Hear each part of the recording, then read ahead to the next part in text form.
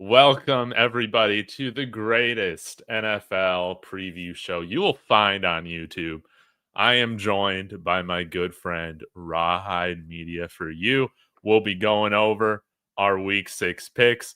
We'll be taking a little look at just the monstrosity, man, that happened last week. Raw, I was doing the numbers. You know what we went last week? You know what our records were? How bad was it? How bad was it? Dude, we both finished 5-9 on the week. Just absolutely terrible. Oh, Now, yeah. before we get into, our upset pick of the weeks that actually hit from last week, I just got to recap, man. All the misses we had. Niners beating the Rams. Rams absolutely sold that thing. Kyron Williams, man. Fumbling that away. Sean McVay running it with Kyron Williams again with the game on the line after he fumbled it away. Insane. We also had, let's see, Ravens. I think I'm done with them, dude. Yeah, me too. Yeah, I'm with you. Throttled by the Texans. What else we got? We had the Saints beating the Giants. Dave, can I just say one thing about that game? Let me say something about that game. All right, hold on. Have you ever in your life, I don't know what the record is, seen a team turn the ball over? Not one, not two, not three, not four, but 5 times in a row. And yeah, I'm calling turnover on downs 5 times, bro. 5 times in a row, bro. Have you ever has there ever been a game that has happened in? Turn the ball over 5 times? Nah, man. I don't In a even row. know. In a row. That's insane. That's insane, bro. That is insane. Never seen it in my life. I have never seen it in my life. Dude, Brian Daboll. Yes, yeah, unfortunately. It ain't looking good, man. Yeah, unfortunately. And also who it's not looking good for, but escaped with a win. We both picked the Cardinals, but the Tennessee Titans getting their first win of the season. Dude, how about, I know the Cardinals collapsed, dude, but I just got to say, how about some of those throws by Cam Ward, including the interception, fumble, touchdown, fumble recovery in the end zone, man. Cam Ward just making plays out there. Cam Ward, he did. He looked, at least they got the victory. But you can't ignore my man. What's his last name, Doug? What's his name? DeMarcado. DeMarcado. That lost the game. If he runs it in his own, the game's over. The football gods did not want us to do well last week, Dave. Nah, man. But one other thing that I'm like super happy about is that, hey, I came on here and gave you the case for why my Denver Broncos would beat the Philadelphia Eagles. And I backtracked on that real quick. But what do you know, man? What do you know? They actually beat Philly. Philly blew a 17 or 14-point lead because they were trying to make sure everybody got their stats. And now we're back in AFC contention, baby. That's any other thoughts on that surprising comeback there in the fourth quarter? Oh yeah, which is another game that that you threw me off. I mean, you rattled off all the positives, and then you hit me with the but I'm taking it. I was like, he threw me off on that. But bro, y'all saw that y'all may have the best wins of the season for any team. Y'all are looking. You got to give Sean Payton some credit here. That team was looking good, and I think y'all hadn't even reached your full potential because once your quarterback play gets back to rocking and rolling, even though he played okay, y'all are y'all gonna be good. Y'all are looking like a division winner. Dude, yes, and I love it, man. It feels so unreal, dude, because this was our biggest win as a Broncos fan. This was our biggest win as a team since Super Bowl 50. I think like you can't even debate it, man. This because we haven't won a lot of games in the last 10 years. And there are only a couple other big upset victories that we've had. I mean, this was absolutely monumental, and let's see how they handle success. We'll talk about that Jets preview later on, but man, Broncos ascending. You know who is descending right now? The Kansas City Chiefs, 0-3 in one-score games this year. Phenomenal. We also got this game wrong. We both picked the Chiefs, but Trevor Lawrence somehow played good and bad at the same time.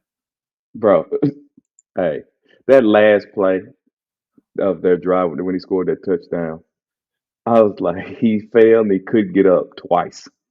But now, what was his guard stepped on his foot though? I do believe, wasn't it? Wasn't it the guard or was it the center? He tripped Somebody, over, yeah. yeah. So I get why he fell, man. Kansas City, they just continue to beat themselves too. Yep. I mean, I don't think neither one of us thought that Jax was going to win that game. But let me just say this about Trevor Lawrence real quick. I think he's better when he rushes the ball more. Because honestly, that's what made him the next coming of the great quarterback. You had your my man from Stanford, quarterback that went to the Colts. What's his name again off the top of my head? Andrew Luck. Yeah, Andrew Luck. He was the next big thing, and I think Trevor Lawrence was after that. I don't know anybody in between that thought he was a no miss. I think Right. everybody thought Trevor Lawrence was, what I'm saying, the next Andrew Luck, and I think he's a much better quarterback when he gets out there and uses feet because that's what made him good anyway. That's what made people fall in love with him was the fact that he was dual threatish. He was, what I'm saying, he has some athleticism about himself. And he's 6'6". I know, dude. He's huge. Yeah. He's huge. Yeah. So he needs to get back to doing that a little bit more. I think they'll be okay. I really do. Travis Hunter had a game. Come on, Dave. You got to get Travis some credit now. Come on, Dave. Travis For a Hunter guy who doesn't, for a guy who never practices, he had a great game on Monday, right? He did. So shout out to I was extremely glad to see Travis Hunter have a good game, man. Finally put something on tape. Dude, it was awesome. Just throw that man the ball. Don't overcomplicate this. Outsider, you're just joining, but we're right now getting to our week 6 picks, man. And I'm having trouble, I'll be honest, finding the normal page I find for ESPN right now. So give me a second and I'll find this. I don't know what it's called, what I Google. So NFL picks, odds, spreads. Oh yeah, maybe it's NFL spreads. Week there 6. you go. Maybe it's that because man, but both of us 5-9 after with last week, so I still have a 2-game advantage over you, which is I've been trying to cut into that. I thought maybe I would tie it up, but we both crapped the bed on it. What I'm saying on last week. But I know we on the NFL and all of that. Let me just ask Dave while he's looking for that real quick. Let me just ask him a question. The what is the Red River Classic going on? The Red River Texas Showdown, yeah, Texas and Oklahoma. Yeah. Who you got? It ain't got to be long. Just who you got? Oh yeah, no, this is great. My friend Jason Watkins from Hall of Fame. Oh, okay. You already talked to him. I did too. I was going to ask you about it. he texted me. He said, "I need a prediction for this week." Yeah, the same thing. I was going to see what you said. And I texted him. I said, "OU 33, Texas 17, dude. Texas, I'm over them. I'm done with them, man. Arch Manning sucks, dude. I'm so sad. He needs to go somewhere else. He needs to go to a place like Oregon. It's not going to be Oregon, but man, there's no saving this Texas team, man. They should have had no issue with the Florida Gators. Are you kidding me? To lose to Florida? They can't block, they can't run, they can't pass." Did he give you his prediction though? No. Okay. I gave him a prediction. Let me just say first. Let me just say. And I know we went on a tangent. I'll run through it real quick. I gave him a prediction of 24-17 UT. That's what I went with. 24-17 UT. Okay. And clearly, I don't see it the way you all do. But because I don't even know if the quarterback's back.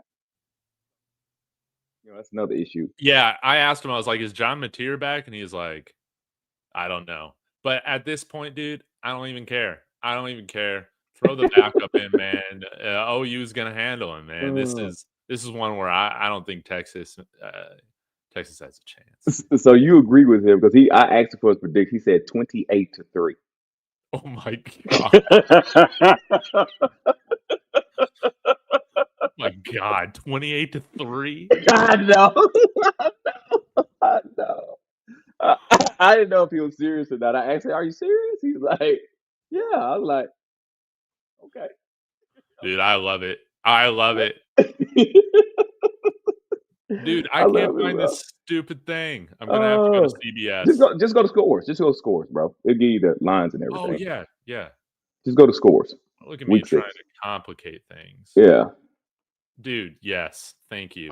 Thank God, dude. Thank God for Rawhide, man. Oh, but anyway, but so back to it, bro. Your Broncos, man. I think if I had, we're gonna start adding a power rankings at the end of Oh, the we deal. have to. We have to start. Yeah, yeah, we got to do that. But because I would put your Broncos probably at the top Yeah. of the power rankings. Yeah, Dang, right at the top? yeah, you got to go with it, man. You beat the Ravens. I mean, sorry, you beat the Giants. I'm not Sky. You beat the Eagles. Said every team but in the NFC, but you beat the Eagles, man. That's probably was arguably the best team in the NFC. Uh, you've been looking. You gave the Chargers a go, and Chargers have kind of fizzled away. Yeah. So, I mean, you beat, what's that? Tennessee. You beat the Bengals, but Bengals are the Bengals. But I think you got the best win of the season. You lost by 1 point to Indiana. I don't, bro. Y'all look good, man. Y'all look good. Dude, Y'all look Super. You look Super Bowl contending good.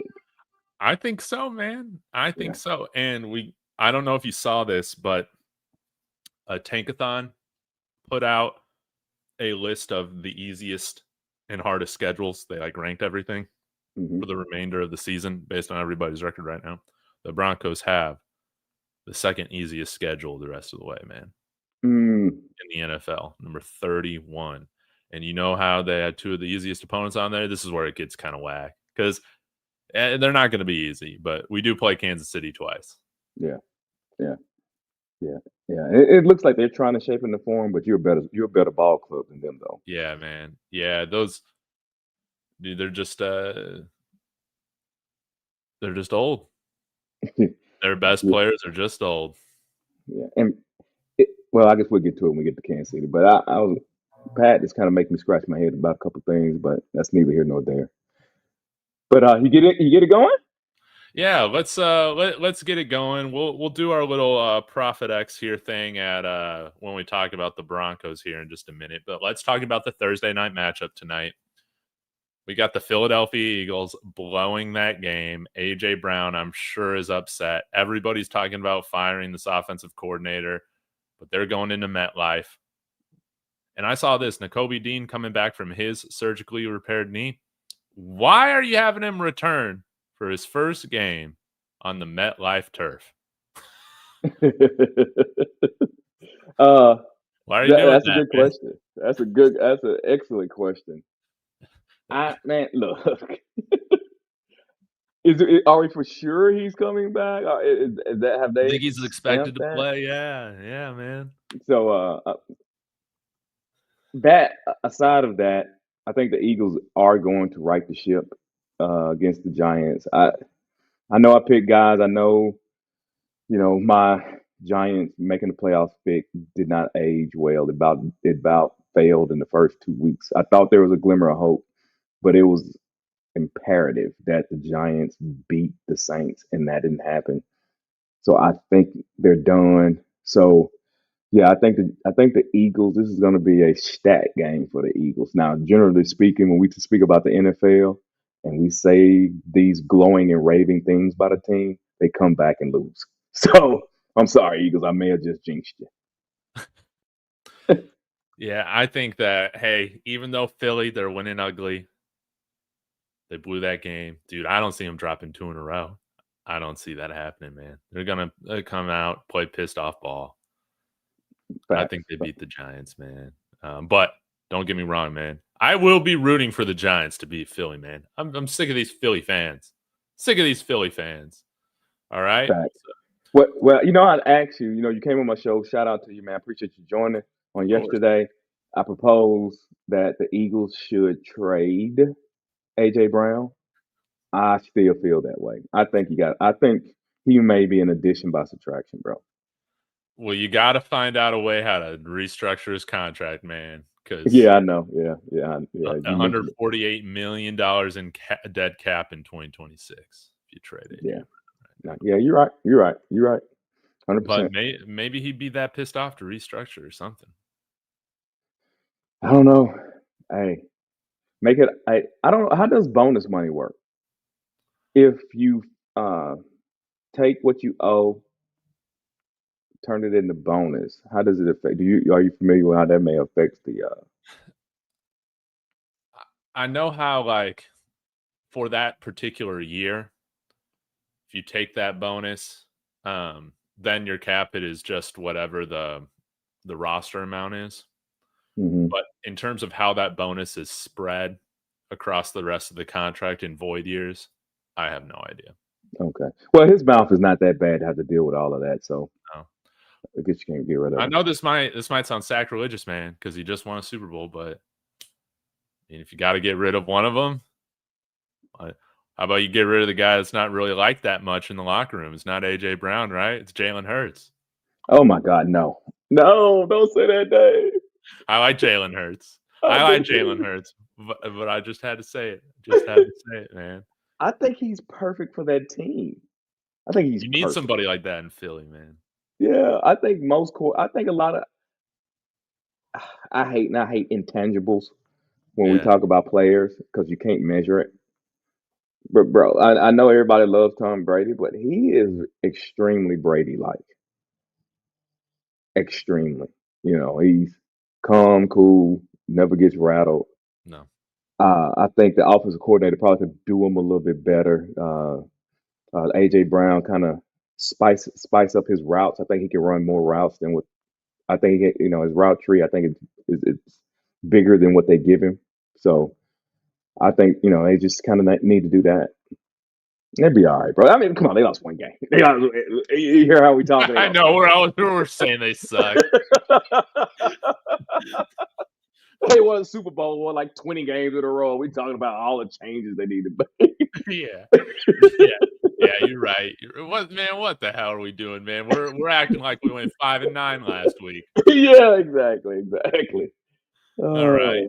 Oh, Let's move on here to Broncos, Jets, oh, and I do gotta say, this video sponsored by ProfitX, your number one sports prediction market in America. Use my promo code Dave and get up to $200 in a profit cash bonus in your first 30 days of playing. Terms and conditions apply. Fun platform. It's peer to peer, so you get better odds than the sports book versus the house. And so we're gonna take a look, Rawhide, right now. I got my Broncos going up against the Jets in London. So they're the Sunday morning game. You can see right now -7 for the Broncos on the spread. That's plus 102. And earlier this week, I took +1. Oh, man.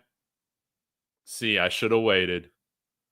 I got plus 106 odds earlier this week on the -7.5 spread. But mm-hmm.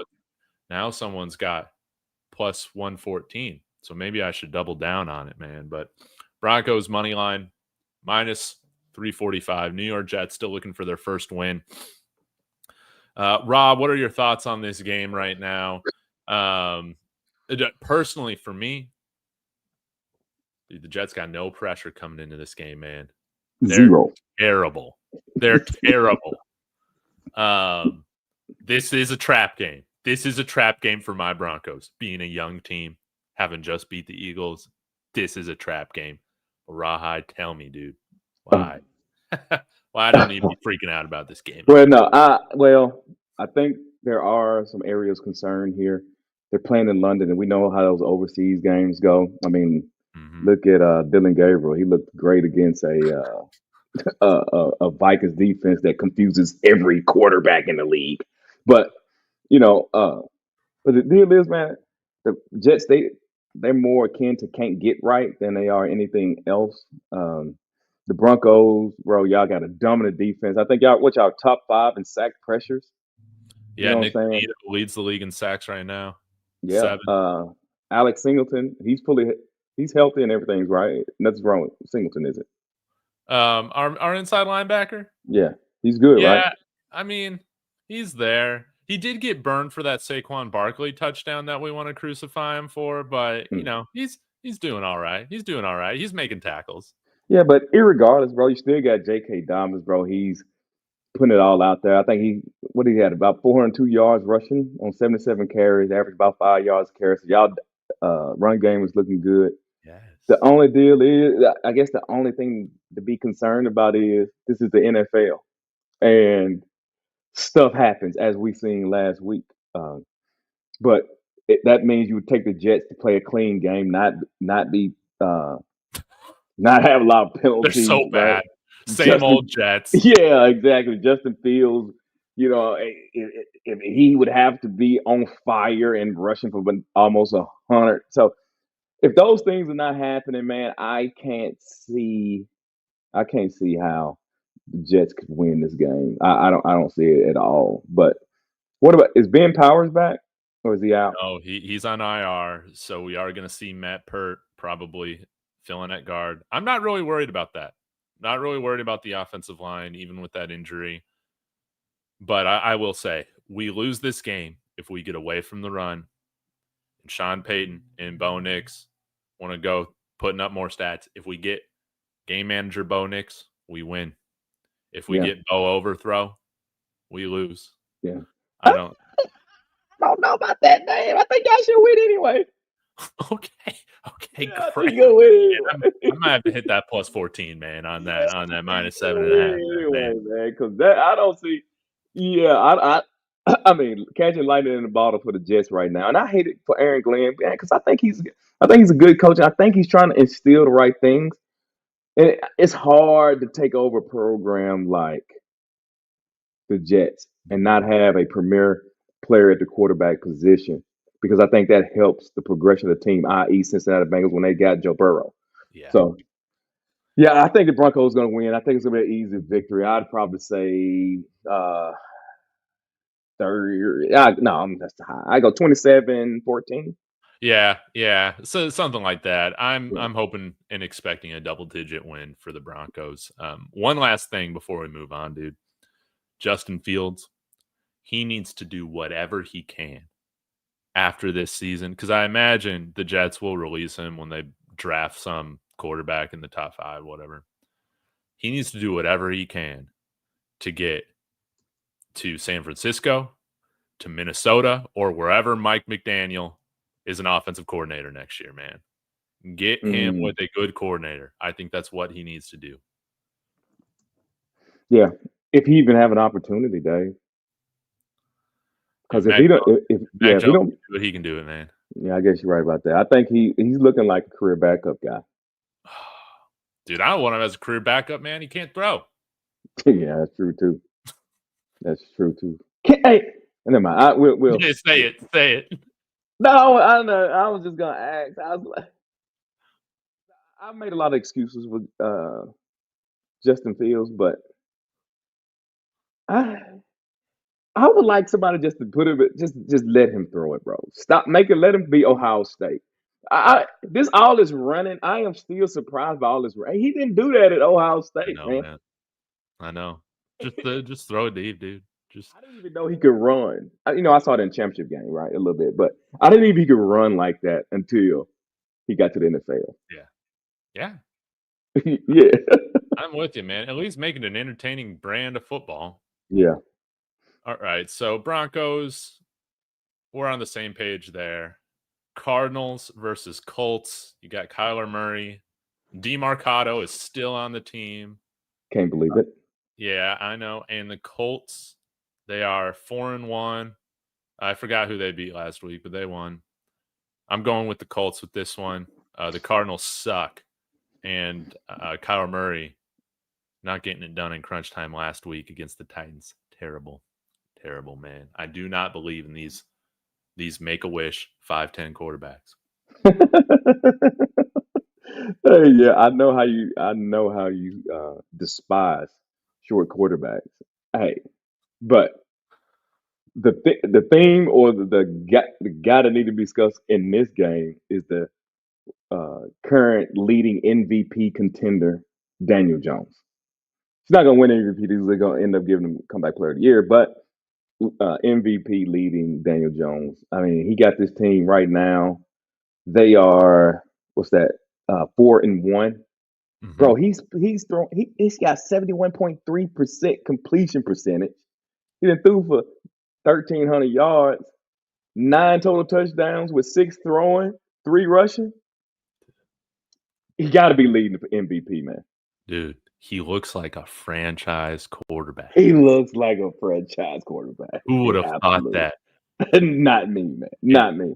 And I don't know if it was him because he was just always running around getting hit as he was thrown in New York, man.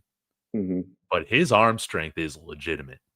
Oh, yeah, and he I got just that. felt like I never saw that often in New York, man. Yeah. Yeah. And the Colts got a pretty good defense too, bro. Yes. They have a great defense. A good running back. Offensive line is solid. The weapons are great. Bro. It kind of says something about Anthony Richardson. I'm like, bro, you couldn't win with this? I know, man.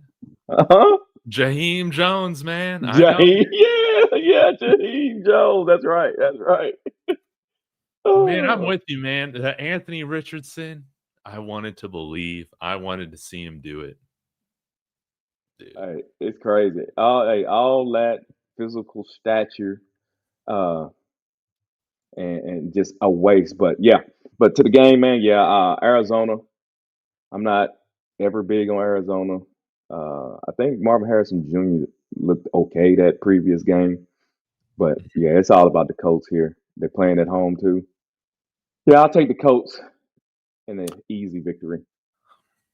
Same here. All right. Now, another bottom dweller of the NFL. The Dolphins are hosting the Chargers after, what was the lead they had blown to the Carolina Panthers last week? Inexcusable, whatever it was. Was it like a 20-point lead they had? Who that? The Jets. I'm sorry, the Dolphins. Who you talking about? The Dolphins? Yeah. It against the Panthers. Oh yeah. It was at halftime. The score was 17-10. Miami. So yeah, they went down by too much going into halftime. I think they started the game down 17-0 raw. I want to say that. Yeah, yes. In the second quarter, it was 17-0. 100%. 100%. It was 17-0 in the second quarter. Yes. Dude, that's great. Carolina ran off 10 points in the second quarter after that. So and made it competitive going into half. But bro, if they didn't, I guess they're gonna wait till the end of the year to fire Mike McDaniel. Is that his name? Yeah. Because their owner wants to tank this thing. Yeah, nerdy boy. So yeah, they're gonna fire nerdy boy at the end of the season. And I would can the NFL do me a favor and never interview the Dolphins coach again? Okay, I'm like I don't know. He looks so depressed. I'm like, man, where are you from? Where are you from? Oregon? I'm like, man, what? Why are you so depressed looking? It's like a kid coaching a bunch of grown men, dude. It's crazy. The guy started with so much aura. He's got no aura left, man. He's not even vaping on the sidelines anymore. Bro, he looks so bad. I'm like, yeah, they got to get rid of you, man. Yeah. He looks so bad, but I think the Chargers missed both starting tackles though, Joe Art and Trey Pipkins. So I think they're out. Herbert has thrown 4 picks in the last 3 games. So what are we doing there? Harbaugh, if you're listening, take the ball out of his hand again like you did last year. Omarion Hampton is on IR. Ooh. Maybe that's why we're only seeing the spread at -3.5 because it is is Hassan Haskins on that team still? Is it the Hassan Haskins show now? I don't. Is he still on the team? I don't Dude, know. I don't know. dude, I don't even know. Oh, but hey, none of that matters. They're playing the Dolphins, Yes. and the Dolphins suck. Okay, so let's just keep it a buck. Stop trying to make it extremely interesting. Looking for these things that the Dolphins may be able to take advantage of. Let's just call it what it is. This is going to be a turnover of they're gonna turn this team over, start over, and next season with a new head coach. Yeah, Take the Chargers in the victory. I know you don't really want to hear that because y'all you competing, you know what I'm saying, directly with the Chargers, but yeah, it looks like they're gonna win this game though. absolutely, man. Yeah, I have no faith in this Dolphins team, man. Y'all suck. Y'all suck. That's all I gotta say. Now, another team who absolutely sucks is the New Orleans Saints. Somehow, dude. Somehow. I mean, the Giants gave that away. We talked about it. They gave away that game. But the New England Patriots, they were my upset pick of the week last week. They showed young championship winning composure, getting that win in Buffalo, man. How about Drake May and the Patriots, man, getting that game done? Did you watch the end of that game? No, I didn't. I didn't watch the end of it. I saw some highlights on it. I didn't. I thought it was. I thought the Patriots may have gotten blasted in that game, so I didn't show it a lot of. I didn't show it a lot of attention. Now NFL Red Zone, I saw, you know how Red Zone do. But the good thing about this game is they made me feel better because I told people at the beginning of the season that the Patriots was my sleeper pick to win that division. They started off very, very, very rocky, but looks like they're trying to right this ship. All that money they spent on the defensive line in the offseason, they gave a man a weapon. You know what I'm saying? With Diggs, uh, Mhm. Butte showing up. So I'm happy with the right. I'm happy with the Patriots and what they're doing. So I'm glad it happened. I'm not surprised. So come on, Patriots, go ahead and put it in gear. Make me be a genius and win that division. Dude, that's right. Yeah, Stephon Diggs played out of his mind last week against the Bills, and they'll need him again this week, as they do every week, man. I think We the both got the Patriots right here, right? We both got the Patriots right. yeah, I'm going with the Patriots, man. No Yeah. doubt, man. New Orleans, man, they shouldn't even have a win right now, let's be honest, man. But that's what happens when you get 5 turnovers. All right. God, dude. I hate this team so much, dude. I hate the Cleveland Browns so much. And you know what, dude? We'll Oh. get to the Bengals, man. I hate them just as much as the Browns, dude. Dylan Gabriel making his second start of the year, this Oh. time in Pittsburgh. And we talked a little bit about this yesterday with Truckin. The Steelers looks like it's just going to be their year again in this Mm. division, man. So, how you feel about this matchup? What are you looking Hmm. for? What's the storyline? Well, the storyline is I'm trying to see. Are we the Oh yeah, same? Pittsburgh is Six -6.5. minus. You got Pitt minus 6.5. They got Pitt minus 6.5. Yeah, Wow. This spread got Browns -2. Did something happen? Did, some, maybe. did something just happen? I don't know because that's a big swing. I guess that's Yeah, why I'm looking at it like let I me was looking look at at yours. Profit X right now. Yeah, so I don't know if something happened or what. For some reason, they got Browns -2.5. Profit X has the line at -5.5. Oh, really? Yeah, Huh. I don't know. So, all right. This is an interesting game. I get it. It should be a little more interesting to you because of the quarterback play and situation that's going on in Cleveland. That is extremely exhausting, but bro, it's more than exhausting. Just to be honest with you, man. The Browns got let's be honest about it. The Browns has a Super Bowl caliber defense. correct. That's a Super Bowl caliber defense. Offense struggles. Now Pitt. My question about Pitt is that oh I see what it is. I see my mistake now. Okay, doesn't matter now.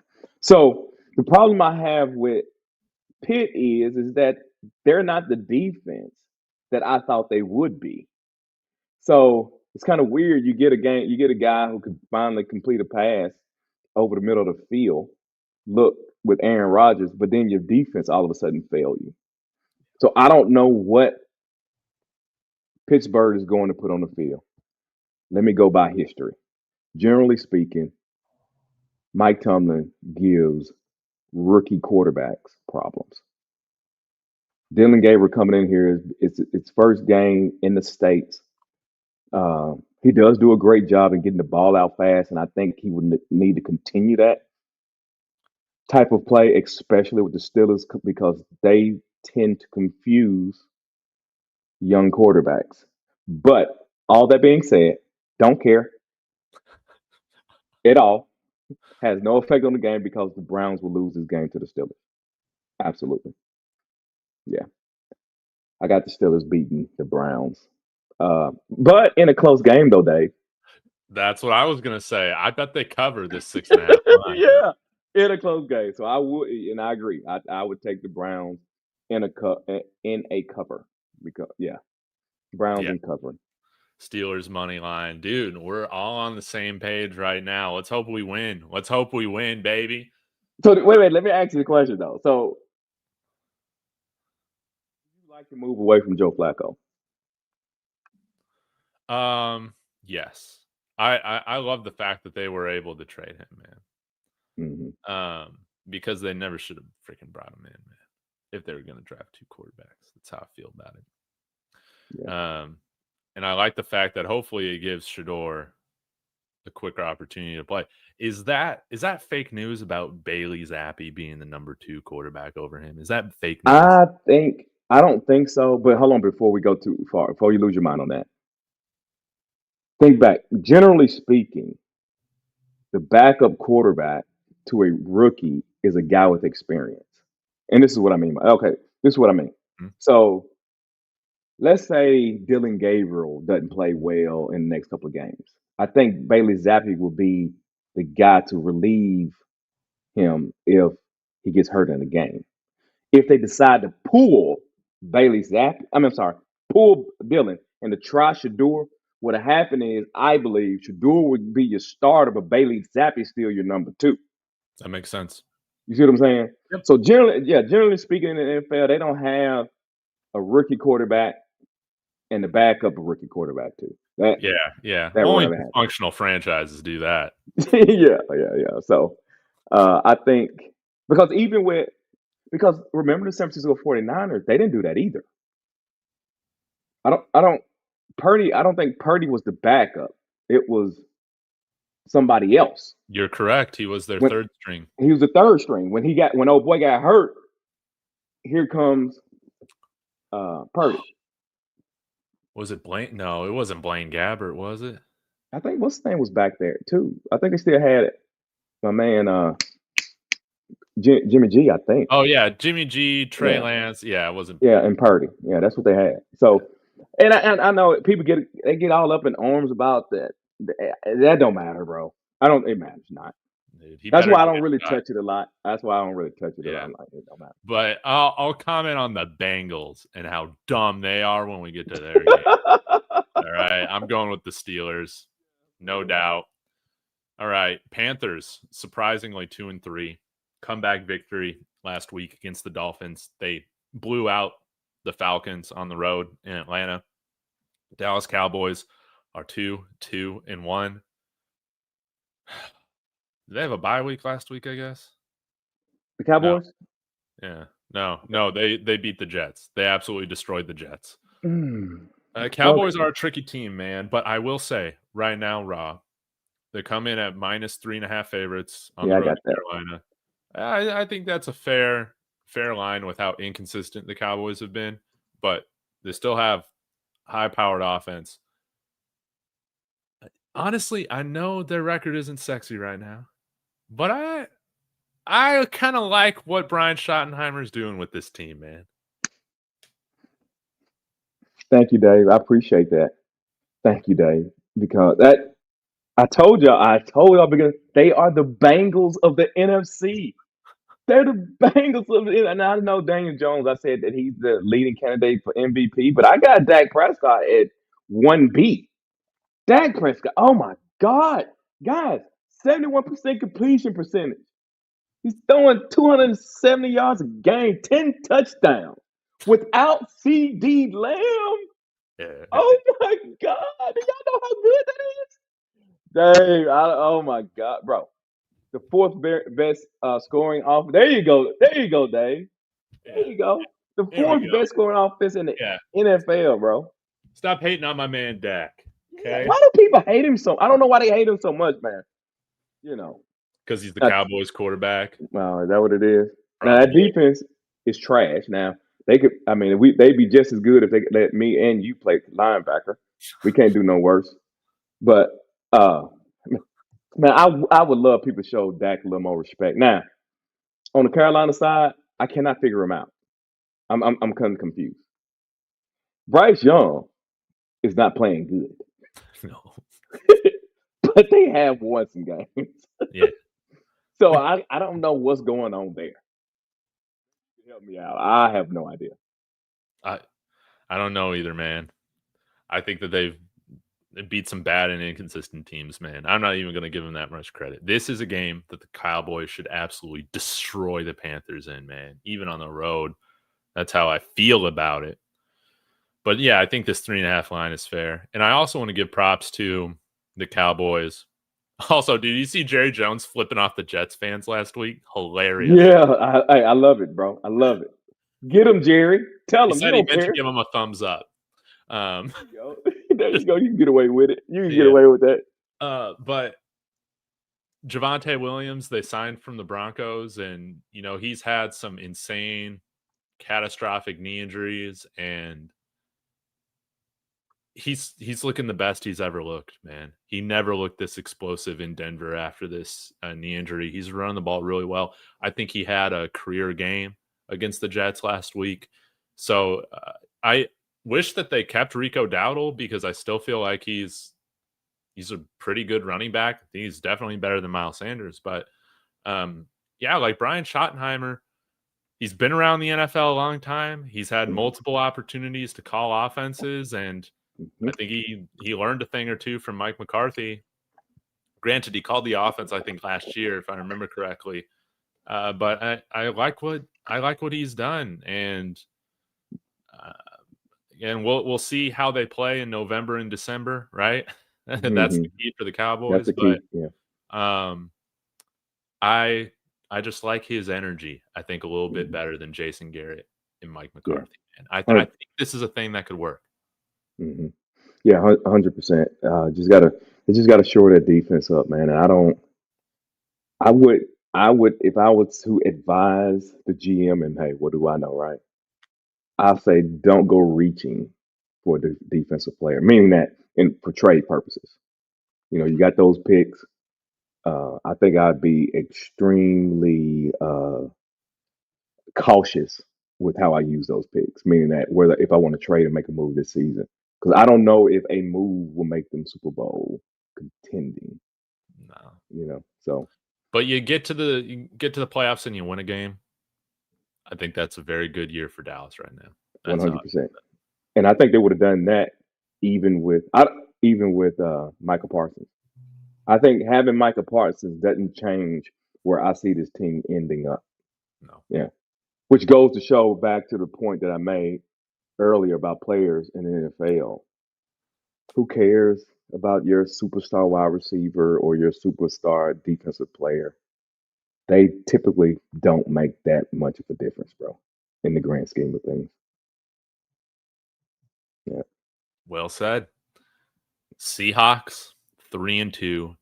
Dude, Sam Darnold and the Seahawks blew that game to the Bucks. I think we both had the Seahawks in that game last week, man. And dude, that was such a fun game to watch. But man, it was hard seeing Sam Darnold, just a total Sam Darnold Jets thing. Throws a pass there at the end of the fourth quarter, goes off a guy's helmet, and then is intercepted. Come on, man. But they lose, I think, 38-35 to the Tampa Bay Buccaneers. And hey, Baker Mayfield might be short, but he's close to 6'1", baby. He's close to 6'1". That's what I'm talking about. He's tall enough to lead you on some comebacks. And oh my God. And I just gotta say, man, I'm real happy for Todd Bowles. I think that he's obviously when you're coaching the Jets, it's a hard thing to do, but he has caught a wonderful second act here in Tampa, and Yeah. the chemistry, everything feels right now with the Bucks. Yeah. The Bucks is hard for me. I like so many of their players on their team. I love Mike Evans, right? Uh, I love the co-head coach, but I effing hate Baker Mayfield. Why is that, man? I'm just gonna say it, man. That guy, I root for them to lose all the time just because of him, man. Is it I because he hate it. planted the flag? Is it because he planted the No, flag? could care less. That stuff don't bother me. I didn't like him, and I get it, right? You got to have patience with these players and allow them to grow and mature. But him in Cleveland, man, he really, really upset me in Cleveland. Bro, I couldn't stand him speaking on other men's money, the way he talked about Myles Garrett. He was a little emotional too. Yeah, I You couldn't know? stand, bro. I could not stand that man. Oh, all the progressive commercials, and I didn't understand why. I was like, so anyway. Now, again, granted, that's a me problem. It's a me problem, but you got all I've been saying. Okay, he's playing great. Let's just call it what it is. He's 2 or 3 in MVP voting, early voting too. He has played exceptionally well this season. So even though I dislike him, I can dislike a player and still admit that they play well. I know a lot of people listening to us can't do that, like Van Lanning, right? People hate Van Lanning for whatever. But anyway, so He's a but cokehead. yeah, see, there we go. But I can call it down the middle, man. He is playing good, bro. But I said a whole lot to say nothing. He said a whole lot to say nothing. They beat Seattle. I took Seattle to win. Cost me some money too. So Yeah. I'm going to this game, Jags and Seattle. I will lean on the Jags. Oh man. I'll lean on the Break Jags, it down man. for me. Break it down for me. I think they've hit their stride. I think Trevor Lawrence he's starting to win games by his play. Um, what's the phrase they use? I think he's elevating players. I think he's elevating his team. Um, How problem about is, that throw to Brian Thomas there on that last drive, man? oh, Dave, did you see that throw, bro? That was Was it not insane. perfect, bro? That was bro. Great catch too. Throwing Lamborghinis, bro. It was just, I mean, it was perfect. So, and I think that's the talent that we saw that was coming out of Clemson, and I Yeah. think he's starting to show that. Looks like him and his coach. I think they got a little friction, but I think that makes him a better player. I think his coach is trying to coach him, It's which probably what he needs, man. yeah, which is probably what he wasn't getting before. So, and let's be honest with, they're thriving, bro. What they got? 14 takeaways. They lead the NFL in takeaways. So, hey, you got my boy Travis Hunter. You know what I'm saying? They running back, SN. He's showing up. 3-star guy, by the way. Texas A&M fans that didn't want him, but neither here nor there. I'm just saying, man, that they are looking good, man. They look like they're turning it around. I, I think so, man. And you got to remember when you go through regime change, it's usually not very pretty at the beginning, man. And once you kind of get into October, November, things start coming together, man. That that was a huge win the Jaguars had against KC. Huge, Huge win. huge. But Seattle's a really good team. But man, they're coming all the way to the East Coast to play a noon game or 1 p.m. Eastern game. Seattle's 1.5-point favorites on the road. That tells me that I don't feel very good about this. The thing is that I think like overall in a vacuum, Seattle's a better team. So I'm gonna be rooting for the Jags, man. But I'm going with the Seahawks, baby, and Sam Darnold. Finally, dude, like they lost to a really good Bucks team. I'm not going to fault him for that. The Jaguars, while it has been pretty, man, they seem to get the job done, but I'm just going to go with who I think the overall better team is and the better quarterback, and I think it's Sam Darnold Oh, you think Sam Darnold's a better quarterback? than Trevor Lawrence. Yes.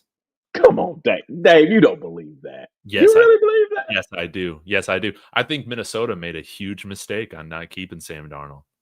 I agree So, with that. I mean, Sam Darnold leading the league, and I think in passing percentage, but 341 yards last game, 4 touchdowns.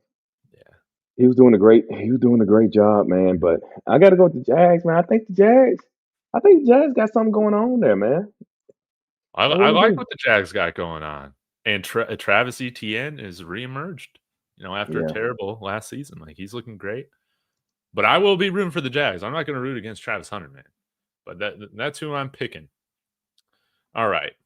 Rams, Ravens. Ugh, Dude, Rams are a 7.5-point favorite on the road in embarrassing. Baltimore, dude. Embarrassing. Tell me your thoughts right now, man, on Baltimore. Embarrassing. Embarrassing. Embarrassing and embarrassing. Just embarrassing. Uh, Thoughts on Baltimore? I think you heard me mention it before. I think they got leadership issues. Seriously, bro. They got major leadership issues. I think they got on that defense side of the ball. They got a lot of people who wants to talk about it and not be about it. I think Roquan Smith has aged horribly. Yes. You know what I'm saying? It's like he just fell off a cliff. You know what I'm saying? So I don't know. He is not leading that defense at all. Offense sucks. Offensive line's terrible. Daniel Falele, bro, what's going on? You're 7 feet tall, 400 pounds, and you can't block nobody. Dave, look, I hate I hate to go from Super Bowl to they're a bad team because we don't want. Do we really believe that? But they are playing god awful bad. Yes. Derrick Henry, you know, because the defensive line is getting so much getting pushed into Derrick Henry, he can't get going, and that's how you stop him. You got to get him quick. You can't let the engine get going, and that's why his rushing ability is not looking as good as it is. And then you ask him, you're like, what did they give him? 9 carries? Was it 9 carries last game or the game before? He got, but the problem is they can't run block. I seriously believe they are missing Patrick Ricard. Mhm. Once I think, and I know he's a fullback, guys. I know it, but just listen to me. Once they get Patrick Ricard back, he helps on that offensive line so much because they line him at fullback, then they put him at H back, tight end. He helps double team on the edges.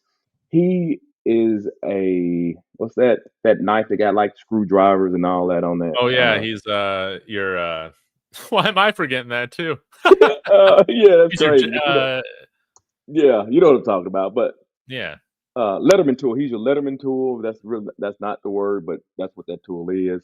But Swiss guys, Army knife. Swiss Army knife guy. Yeah, he is everything, man. He is everything, and they really need him to get healthy and come back, and they need Lamar Jackson. I don't think they can lose 6 games and make the playoffs. I don't know. I don't know if they can make that kind of run because I think, I got the Rams winning this game, and that's going to put them at what's their current record? They are 2-1-4. Yeah, so That they one gotta and go four. 9-2 Yeah, at worst, right? right. So, and if we believe that they're going to lose this game, that's 5. So I don't think they can give up another one and still make the playoffs. Maybe Lamar Jackson comes back from injury because I think they got a bye week after this week. So I don't know, man. You're right. Even with the backup quarterback in there, Cooper Rush last week, dude, they just bent over, dude. They didn't even show up to that game, didn't man. show up, bro. They they they are playing way below what they're capable of doing, even with these injuries, man. So that's got me questioning: is John Harbaugh's time just Has his voice gone stale?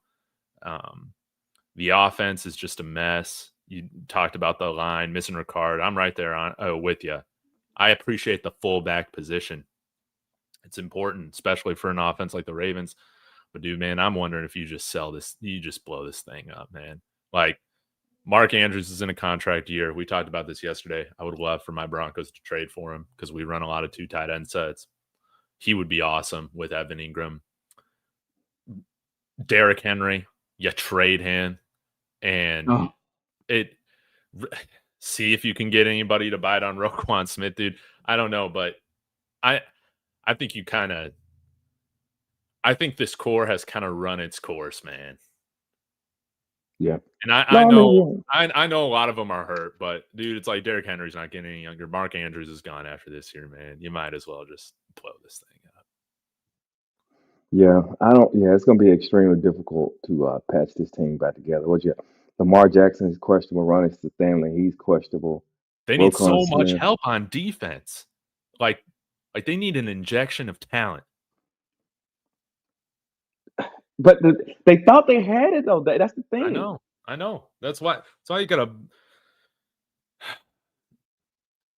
They got 2 great safeties. That's awesome. They got nobody who can cover. Yeah, yeah. I mean, I'm with you. I don't know, man. They're in a bad spot. They are. I think they got limited flexibility, as you said. And if you blow it up, the problem with blowing it up is you set them back so far. And it's unfortunate that I don't believe. Okay, here we go. I can't do that.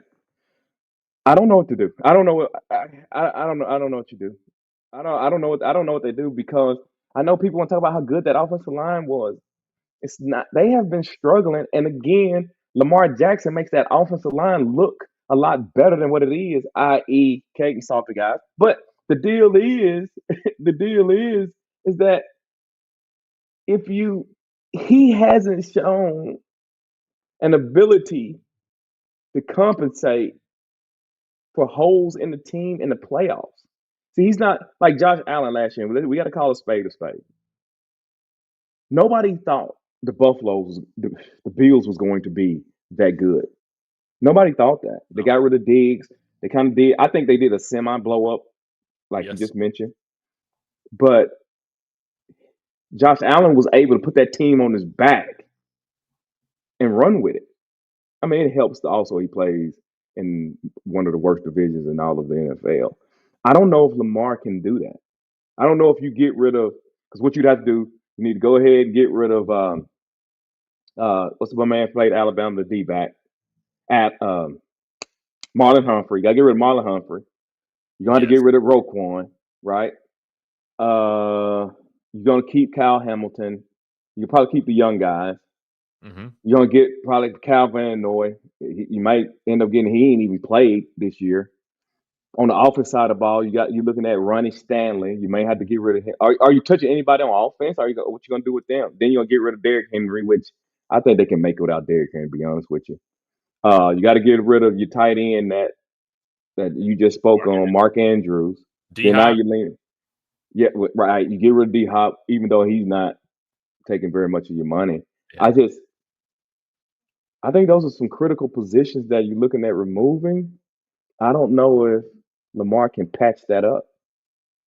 Now, if he had a player like, now I hate to do this with Lamar, if he had a Jamar Chase, a Duze, if he had somebody that he could lean in on to throw the ball, who I ain't got to be perfect on the pass. I know he's gonna bring it down. If he had that, then I'm with you.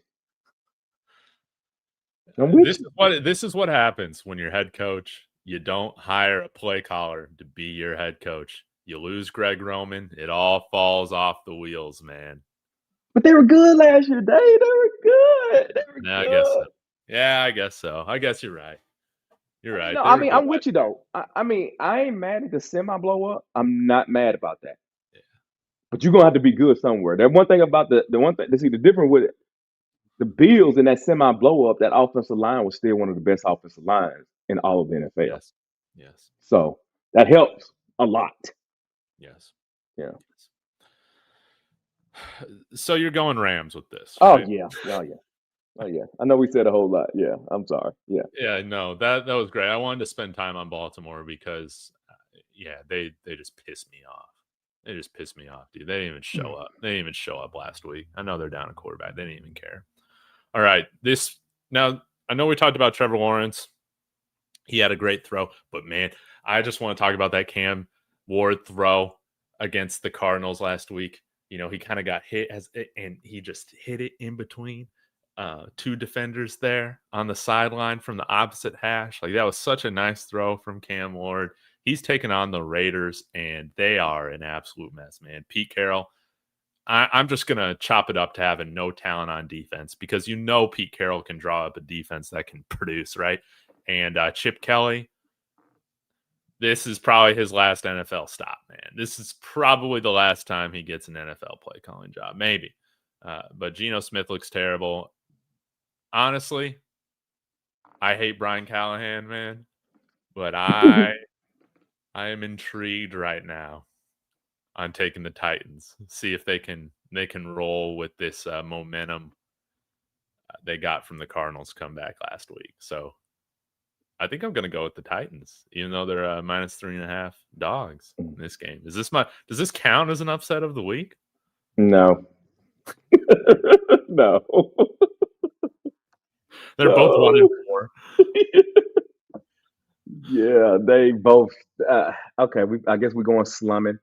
Let's go ahead and go slumming. Talk about the Titans and the Raiders. I ain't got a whole lot. Raiders gonna win. I got Raiders to win. Both these teams are bad. I don't think anybody's gonna drop the ball before they cross the goal line in this game to allow the other team to come back. So I'll just go with the Raiders, bro. All right, there we got it. Well said, man.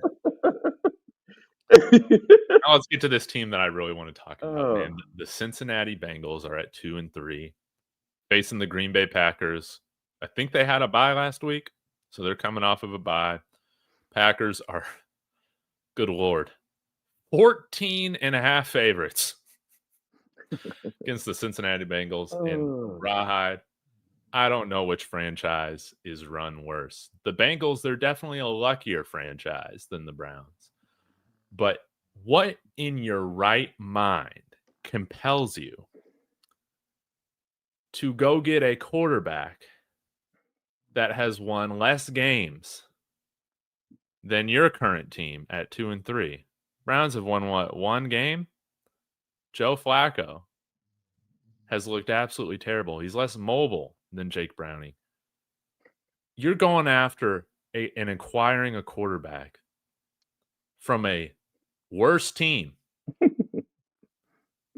Help that make sense, man. That trade made absolutely no sense. Okay, I guess my question would be, what would you have preferred them to do? Nothing, which I'm good with. Which I'm Either good with. nothing or go and get somebody who's at least somewhat mobile like Jameis Winston. Yeah. Well, we don't really know what the availabilities are with these other options, which I would agree. I would win James Winston. Oh my God, James Winston on with them horses they got on the Wouldn't outside. that be fun? I would like to see that. Yeah, you're right. You're right. You're right. You're right. You're right. You're right. Now, that is um to make it make sense. I think this is what I'm thinking. First, let's talk about the drawback. The drawback on it is this: the Cincinnati Bengals can't protect anybody, but it's partly because of how the Cincinnati Bengals plays offense. Guys, I know I heard people say this all the time. It's not my original thought or anything, or I was educated on this. When you play a lot of shotgun, you're putting your quarterback in jeopardy of getting hit a lot and hurt. The reason being is because in shotgun, the defense always knows where the ball is. Simple as that. When you play on the center, it gives you the ability to mask what you're doing. it pauses the defense. They can't see it. Now, Niners, Rams. exactly. I think Bills last year. I think last year may have been one of the years they played the most under center. Yeah. Of teams in the league. So being on the center is extremely important for in order to make how efficient the offense can run and keep the defense guessing. Now, I also understand, right? You play shotgun, you want to kind of be a little open. If you got mobile quarterbacks, I'm assuming you believe that being in shotgun gives them ability to make a read and also be able to take off easier. And another part of it may be also the fact that there's a lot of quarterbacks who are just not that smart at playing quarterback. So they have a hard time being able to turn their back to a defense and then being able to decipher what the defense is doing. All right. So there's things that, which is probably why they went away from it in college. In addition to the athleticism of the quarterback. Now, so if the Bengals really wanted to help Joe Burrow, they would have played more on the center. I don't know if they're going to do that with Flacco to give him to slow that defense down, but I think that the Bengals is thinking, I need a quarterback who can make a decision quickly. He may not be very athletic, but at least he can process fast enough to get these two horses that we got here, the football, accurately. I'm assuming, bro. Now, I don't know. That's the only way it makes sense, man. That's the only way. Yeah. Because it goes right back to the point of when we talked about the backup quarterback. You want your backup quarterback, if you got a rookie, to be experienced, because you need somebody that know what they're doing. You don't want your backup to be somebody that don't know what they're doing.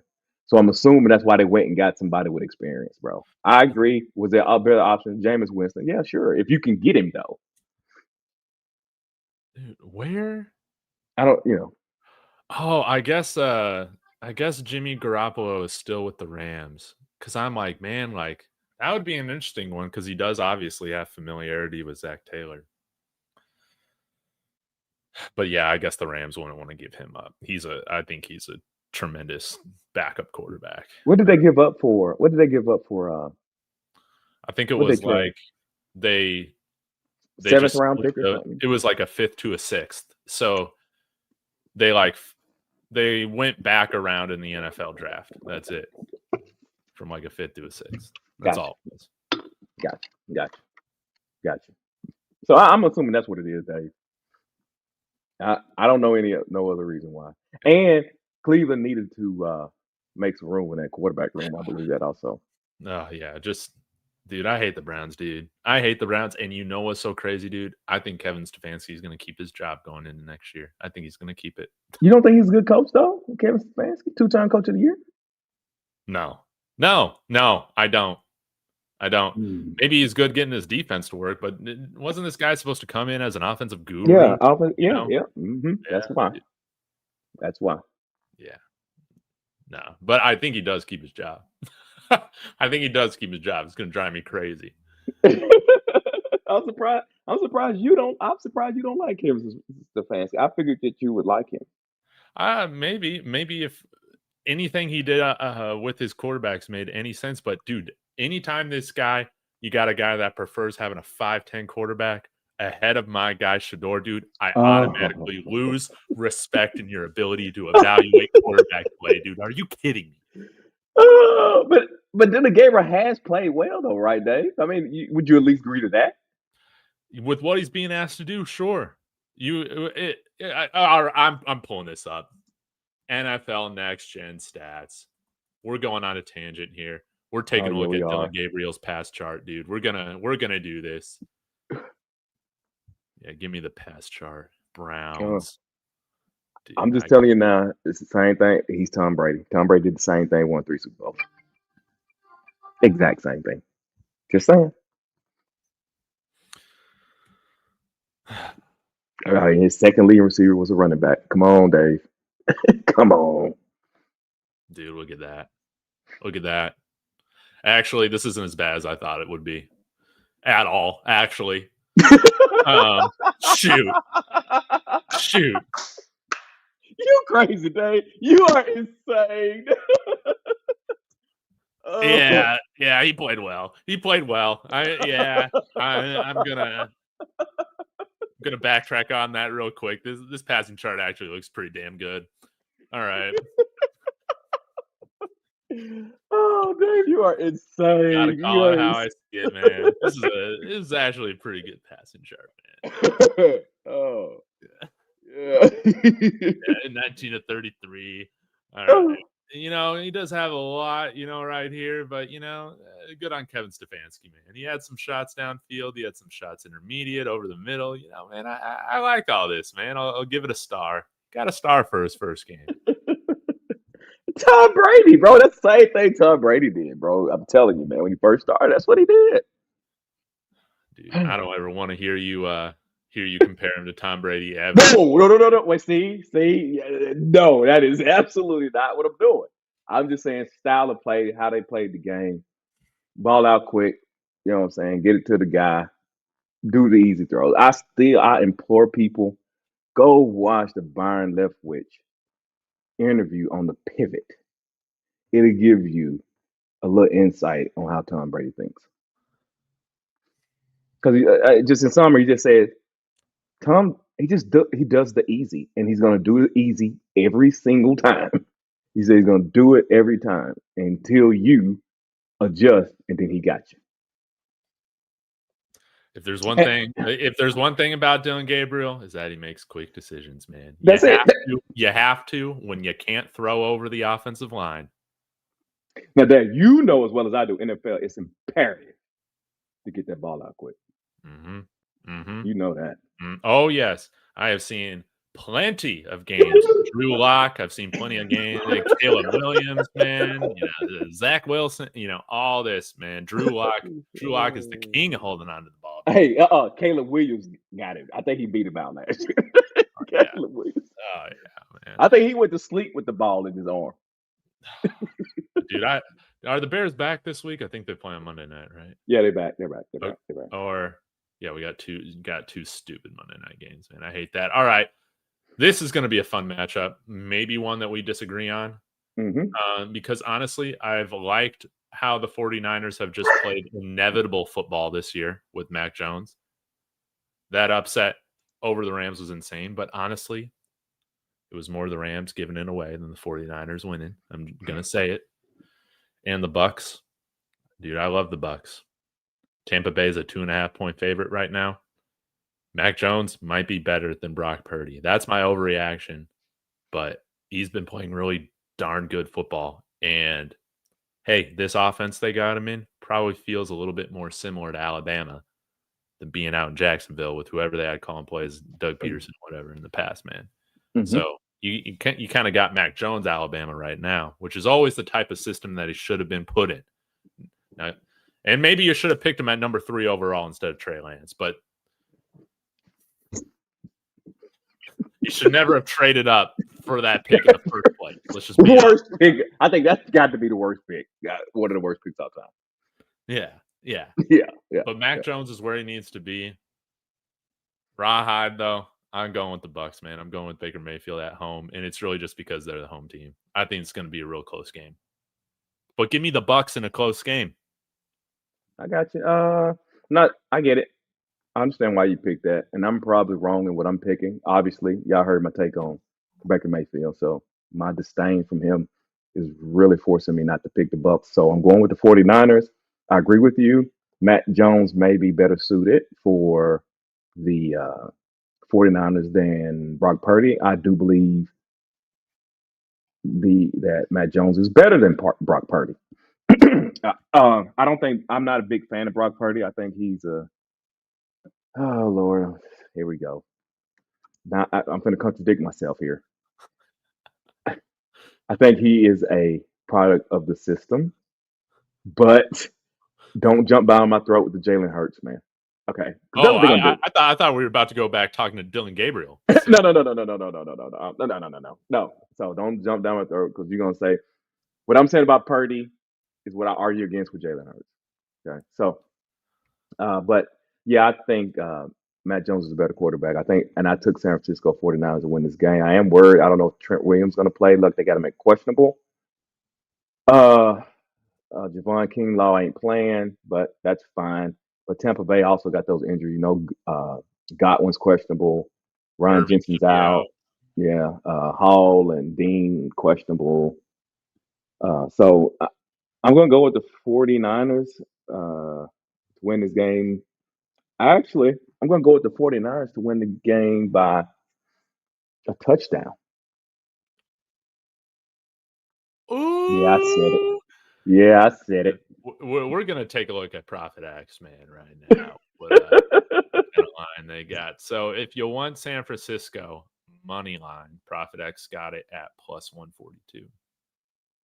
Shout out to Profit X. See? Hey, that's where you go get your plays, man. Y'all make sure y'all go to Profit X and put that code Dave in. Yeah, yeah, yeah. Every time you make a play, dude, you get a little back. You get a little back, a little back, a little back, up to $200 in bonus profit cash, baby. So shout out to Profit X. Dude, I love that we got some very tight games. I think that we're differing on, and hopefully it works out in my favor. Let's talk about Detroit versus Kansas City, man. And dude, I love hating on the Chiefs. I love it. Is this team folding? I mean, you saw Chris Jones just give up last week, man. You saw Chris Jones just give up. Is this Patriots team done, dude? Is this Lions team for real? Can they go in and win in a tough environment in Kansas City on Sunday Night Football, man? No. Kansas City Chiefs going to win this game. For the simple fact that almost each game they play now is damn near a playoff game. It has playoff implications on it. So just from that point of view, I got to go with the Chiefs. The Chiefs lose this game. I'm not saying it's over, but it's kind of like the Ravens, man. You don't have very much leeway, and the Ravens are in a better position than the Chiefs because their division sucks. The Chiefs are contending against the Chargers and the Broncos. So yeah, I think it's critical that the Chiefs win this game, and I'm simply leaning that way. If it was any other, if the Chiefs was 4-1, they had instead of losing those games, they won them, but they played exactly the same way. I would pick the Lions to beat them. Yeah. Yeah. Sadly, I'm going to go with the Chiefs too, man. It's hard for me to pick against them in a game this big. Yeah. Even though the Lions are really, really good, man. Chiefs been there, done that. They're the most proven team, man. And I got to see more. I got to see more losses out of them before I start picking them to lose every week. So Exactly, bro. Exactly. yeah, Vegas got them as 1.5 point favorites. This should be a fun game. Don't get me wrong. I will be rooting for Detroit, but I'm going to go with the Chiefs on this one. I'm not going to get too cute. Yeah. Bills, Falcons, Buffalo, 4.5 point favorites on the road. I don't really know what to make of this Falcons team, man. They're quite inconsistent. Let me go ahead and take a look at what their wins and losses have been. But they've been all over the place this year. Tampa Bay, they lost to Tampa 23-20. Then they won against Minnesota in Minnesota 22-6. But then they lost to Carolina in Carolina 30-0. Are you kidding me? And then they beat Washington. They beat Washington 34-27, I think, with Marcus Mariota at quarterback for the Commanders. Buffalo coming off of a loss there at the end of the game from a field goal from New England. I'm going with the Bills in this game, man. Oh, 100%. I'm going with the Bills, and I'm adjusting the line up to make sure I get plus money. I don't care what they got to be. So if I got to bump that up to the Bills minus 6.5, I'm doing it. They're going to destroy the Falcons. The Falcons, I Falcon fans. Let me tell y'all. Hey, Falcon fans. Let me talk to y'all real quick. Falcon fans, you're worse than the Cleveland Browns. I don't know how a Falcon fan can say anything negative about the Cleveland. The Falcons are worse than the Carolina Panthers. Y'all are worse than both those organizations. Let me tell you why you're worse. You're worse because you got talent and you still can't win ball games. It's true. And you playing a dome. Get out of here. Falcon fans. Yeah. Oh my God. No. Bills, bro. Dude. Okay. Profit X. Take a look at this. Hopefully my screen share shows this. You talking about the alternate money line? Oh, man, I just had it. The alternate money line. You said you were taking. Plus, we can get up right now, and you can make your own play on Profit X if you wanted. Yeah, but you I'm can bumping it. What's that? Minus 5.5 at plus 113. Yeah, jumping. Yeah, I would tell y'all jump all over that. Y'all need to jump all over that, man. Bills are gonna. Oh my God, it's gonna be a massacre. Dude, Bills are legitimate, man. They're gonna handle it. Yeah. They're gonna handle them. Going with the Bills. Let me write this down so I don't forget. And lastly, a very interesting game here. Monday Night Football, second Monday Night Football game. The Bears go to Washington to play Jaden Daniels and the Commanders. Washington are 4.5-point favorites. Ra, who you going with? Oh, Commanders easy. Yeah, man. Bears, you're gonna suck again this season. Top 4, top 5 pick. You're not gonna be any good. You're sorry. Your quarterback's sorry. You can't hide it no more. And your OC, I'm sorry, your head coach. He has the type of attitude that I do love. I do like the head coach, bro. I like him, bro. He's the one like Ben Johnson? He's the one who popped off at that little sideline reporter, right? Yeah. Dude, that was crazy, by the way. I liked it, bro. Insane. Bro, By the reporter? You liked what the reporter did? Bro, no. I like what he did. Okay, let me tell you why. Let me tell you why, though. Before it even became a story, I'm watching it, right? I'm watching it live. And when she did that, I was like, that's going to be a story tomorrow. I said, they're going to talk about what just happened. First off, she was dead dog wrong. I get it, what she was trying to do. I 100% understand. She was looking for the transition to end the conversation. So I think she was trying to sum up what he said and just say, well, you're going to do some things different. I think that's what she was doing. But she made it sound like the way she said it, she did not ask a question. She was like, yeah, you're going to do something different. And he was like, dude, she sounded like you or me on a YouTube channel. Yeah, exactly, bro. And he didn't like it. He kind of took a step back, looked at her like, hey, bro. I get it. She made a mistake. She made a terrible mistake in how she presented it. He probably didn't have to do that, but my team losing. I don't want to do the interview anyway. And then you come here and talk down to me like I don't know what I'm doing. Yeah, I get it, bro. I get why he did that. Yeah. Well, wait a minute. Sound like you defended her. Were you defending? Oh no. I just thought what she did was totally unprofessional. I thought it was insane, man. I thought it was insane. So, yeah, Ben Johnson's reaction. I totally get it, man. I would, dude. Like these are supposed to be softball questions, and like this is not the time for you to be pressed on the answer to a question, man. For these sideline interviews. Yeah, exactly, bro. Take the answer and go with it, man. Yeah, but I get it, bro. I think she was just trying to get out the conversation. I think that's what she was doing. She wasn't trying to. You think she was really legitimately trying to be smart? Dude, yes, she sounded like that, man. Yes. She says it was something like, she's like, nah, man, I think you need to go and I think you need to say you need to actually change it up, man. You need to change it. She said you need to change what you're doing. That's what she said, right? You need to change what you're doing, dude. How offensive is that, man?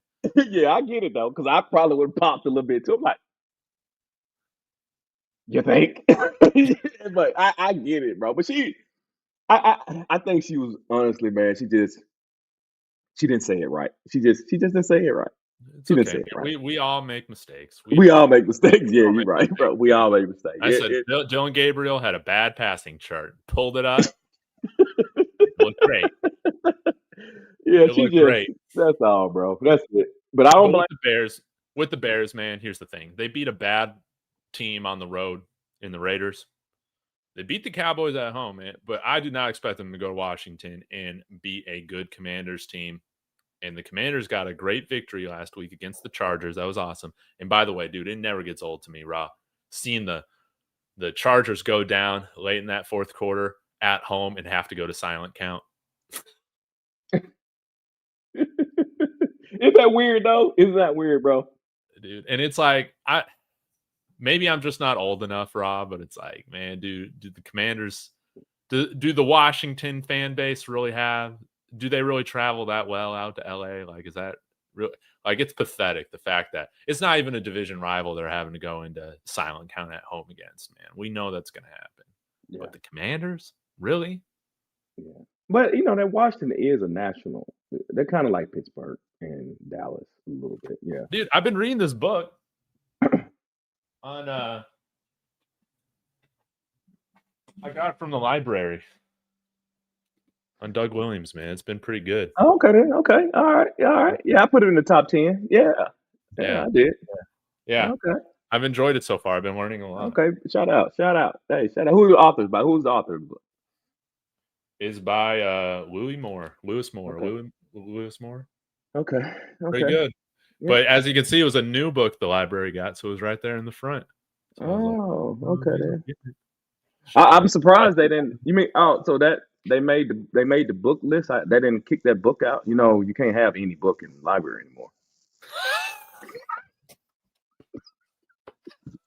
Oh man, there's so many jokes I want to say, Ra. We'll keep that for a phone conversation. But yeah, they do have Lewis Moore, historian of African American history and sports history, has appeared in media outlets including USA Today, Sports Illustrated, New York Times, Chicago Tribune, Washington Post, yada yada yada, Vice Sports, and appeared in the Vice Sports documentary The Fear of the Black Quarterback. And they're actually talking about how all these college quarterbacks that were black, they would play really good, in the 50s, 40s, 50s, 60s, whatever, and then they would just put them to DB. One of the guys that was good enough not to be a DB, I guess. Hey. Yeah, shout out, bro. Shout out, man. Hey, fascism at its best. It made the cut. Yeah, exactly. It will definitely be a quick burn here in a few years, man, at the latest. So, hey, get to your local library before that shut down. Hey, I'm just surprised if they still have libraries. I thought they closed them all down, kind of like Channel 2. Dude, especially here in Texas, man. Especially here in Texas, man. But I went to the library, dude. I checked out 15 books, most of them comics and graphic novels. But I shout out to the local library, man. I love the library. Oh man, shout out. So they had. I could have swore they said they was cutting the budget on that. I'm surprised the library's still there, but that's cool. That is perfectly fine. All that to say, man, I'm going with the Commanders, man. I can't talk about Doug Williams and not go with the Commanders. There you go. Straight us back out. And I agree. I'm going with the Commanders too. Commanders, another bad prediction on my end. I thought they was gonna have a sophomore slump, but not too far off because I said that they wouldn't finish. I said that they would finish last. Looks like they're gonna finish third. That's okay. Yeah. Dallas Cowboys winning the division. I don't know about that one. I don't know about that one. Philly's gonna win it, man. Yeah. But I would love the Cowboys to win the division. Yeah, I would too, man. I would too. So yeah, man. But I'm right there with you. Commanders, easy victory. Somebody wanted me to admit that Jalen Daniels is him. God, he's good. He is good, man. Yeah, man. He Dude, is, he's one of man. these guys that He's was in good, college bro. forever. I'm a fan of those guys. Yeah, he's good, bro. He good. He I'm good. still not out on Michael Penix, but I am out on the Atlanta Falcons organization. Oh my God, it's so bad. Dude, they have so much Yeah, talent, man. They got so much talent, and dude, man, I don't get it, man. I don't want to curse, but I just can't see the Bears winning. I just can't see it. Yeah, that's my good friend Alex, who's a big time Bears, and because he's also a Bears fan, all Bears fans. Cliff, tell me if I'm correct on this, but at least my Bears fan friends that I have, such as my friend Alex, they also have a second team that they root for. And with my friends, it's the Chiefs, and in Alex's case, the Ravens. So he's been down bad this year, man. With the Ravens Yeah. just being terrible, man. Hey, Dave, has Caleb? The little bit I saw of him, I kind of leaned in a lot early in the season. I was like, okay, let's see what he's gonna turn into. Then watched him; he's kind of turning. He goes back to being who he is. Have you seen any improvement from him? What do you think, From who? Sorry. Caleb Williams? I think we've seen a little bit of improvement, I would think. Okay, all right. I'll just get your opinion on it. I Yeah. don't know. I don't have a huge opinion because I've just seen I just saw the highlights of their last win that they had against the Raiders. Like I didn't watch it, but um it's still kind of too early for me to like fully say Ben Johnson can save Caleb Williams. But yeah, I hope it works out for the Bears, man. There's a lot you need to overcome, just like with these New York franchises when you're the quarterback of these teams. Yeah. No, I got you. I got you. I got you. Alex I coming was in just here wondering. saying Caleb is statistically a top 10 quarterback in the NFL this year. In what category? Let's Just look at overall QBR? What in what category? let's take a look. Season leaders.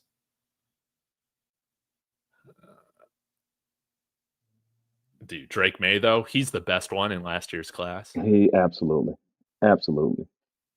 And All right. they called that at the beginning of that when he was in college. All right. Well, it's not passing yards, Alex. We got some fake news here. Now, Caleb Williams did have his bye. Let's keep that in mind. They go to average yards. Go look at average yards per game, sorted by that. And let me change the view on this so we can all. Yeah, he's no, because even yards per game, God, dude. he's mid 231. Oh, yeah. Oh, he's over Bo Nix. How about that? Trevor Yeah, Lawrence. Dude, what do you make of CJ Stroud right now? is it the offensive line or him? I want to put it on the OC. Mm-hmm. Yeah, and probably the offensive line. Let's take a Yeah. look at quarterback rating. Yeah, 93.3. So I think that's still mid. Dude, my Yeah, friend. mid Oh, he 18. said, "Oh, okay, I was fake news. Sorry."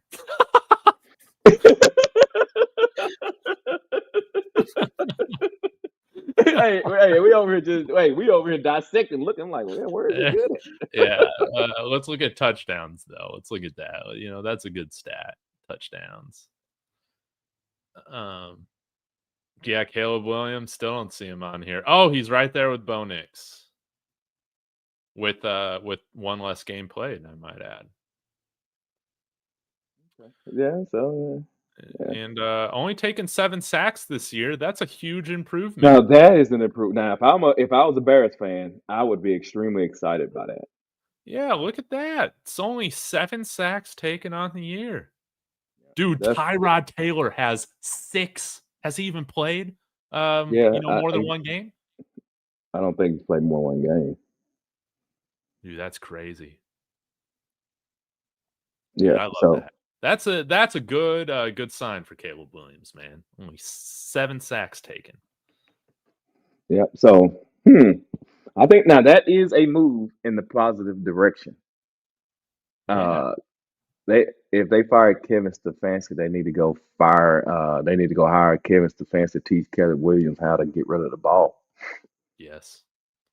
But That would be interesting, bringing him, and then let's, where's completion percentage? Because I do care about that as well. Oh my yeah, god, dude. Jared Goff, Drake May, Sam Darnold, Lamar Jackson, Daniel Jones, Dak Prescott, CJ Stroud, Tua. Dude, all these guys have above, even Tyrod Taylor. Dude, I'm going to say it. Bench Justin Fields for Tyrod Taylor. He's got a completion percentage over so he 70. played 2 games. I didn't know he played 2 games, but Yeah, okay, 2 games. Yeah. Well, that Jared Goff, he's playing well too. I failed to mention that. Somebody was telling me Jared. Oh, never mind. Hey, let me. I guess I can ask you: Jared Goff or Jalen Hurts, Dave?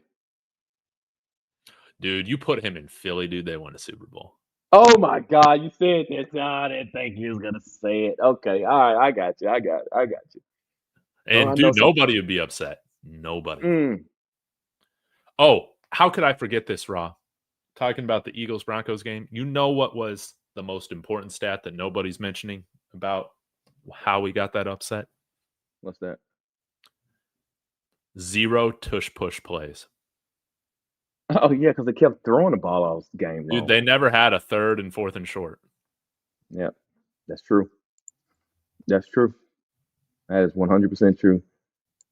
Yeah, they were always they stayed out of short yardage spots. And Philly refused to run the ball that game. I know. Saquon Barkley had 6 carries. I mean, what do you do to that? Imagine what do only you giving do? your highest paid player six carries, and maybe he had like a couple catches. He had a touchdown catch, I know that, but yeah. Oh, I don't hate Caleb Williams. I just want people to know. I don't. I don't hate Caleb Williams. I don't. I think. I. I just don't think. I don't hate him. I don't like that. I don't like quarterbacks that play like that either, though. yeah. I don't like guys who. Even Lamar Jackson pees me off holding on the ball so long and trying to make plays. Because in the end, that kills you in important games. Fumbling. You got to play on schedule and play on time. The only guy that, for some reason, I feel like gets away with it more than anybody else does is Patrick Mahomes, dude. He gets away with it, bro. He does. Oh, my God, he does. But he can throw it any kind of way. He does, bro. He does. And I've never seen that from anybody else, dude, that takes the chances that he does, and he rarely loses on them as much as he should. Yeah. Yeah. Yeah. He don't kill big games. He don't kill a team because of holding the ball too long. No. He doesn't, man. But I've seen Lamar. I've even seen Josh Allen do that. Lamar, Josh Allen. Yeah. Caleb is just god awful at it. But let go of the ball. Take the play. I'm begging. Take the easy, guys. It's not hard. Saturday day. Take the easy. Take it. Take the Throw to easy. the open guy, or if you got 10 yards, run for the 10 yards. Run for the 10 yards. It ain't hard. I swear to God Almighty, it's not that hard. And I'm not even trying to minimize it. I've seen it work. I have seen this work. Take the easy. Stay ahead in the chains. Stay ahead of the chains. Dude, this is why, Rod. This is why you start. If you're not starting Julian Lewis this week, you're throwing Ryan Staub back out there. Oh, it's getting dysfunctional, baby. But he's not losing you 14-0 leads. He's not. And I'll say this: if we get out to a 14-0 lead against Iowa State, you say, Kane Salter, great job. We're going to our reliever now. Oh my God! Yeah, Dave, you are sick and tired of him. I can tell. Oh, dude, I am so done, dude. Just like I can Gaines, Cavassier Smoke, Khalil Benson, dude. All these losers, all these guys that love to complain, dude. I'm done. I'm done with them. But to get back to the NFL, man, I think we definitely need to do a power ranking show here. Got to, bro. We got to do a power ranking. Got to. Got to, because I think your team is up there. The only thing that'll harm them is that 2-loss deal, and it's hard to argue 2 loss over 1 loss. Yeah. But there's a few arguments that could be made that they should be ahead of some 1-loss teams. We never trailed in those games. Yeah. Till the clock expired. So, Yeah. oh man. Yeah. Yeah. We need to do that. A few weeks removed from it, what did you think about that game against the Colts where they called the push on the center? Overall, or just that play though? Yeah. Yeah. Overall, or just the play? Which one? Just that play, man. Did you think that was the right call? Yeah, Dave. I'm sorry. I think it's the right call. I think it was the right call. I think Do it's you the right still call. call it? It was a penalty, but do you got to call that, man? Do you got to I call think that? I You don't think got you to gotta. call that, man. I think you gotta call it, bro. I think you gotta call it. Okay, I look at basketball different than I do football. Right. At the end of the game, I think in basketball you should allow them to make plays. There are so many different possessions in the game, so I get that. The reason why I say you got to make those calls, another example, you need to call a pass interference in the Broncos game. Yeah, Mhm. bro, he grabbed him. So you got to call that.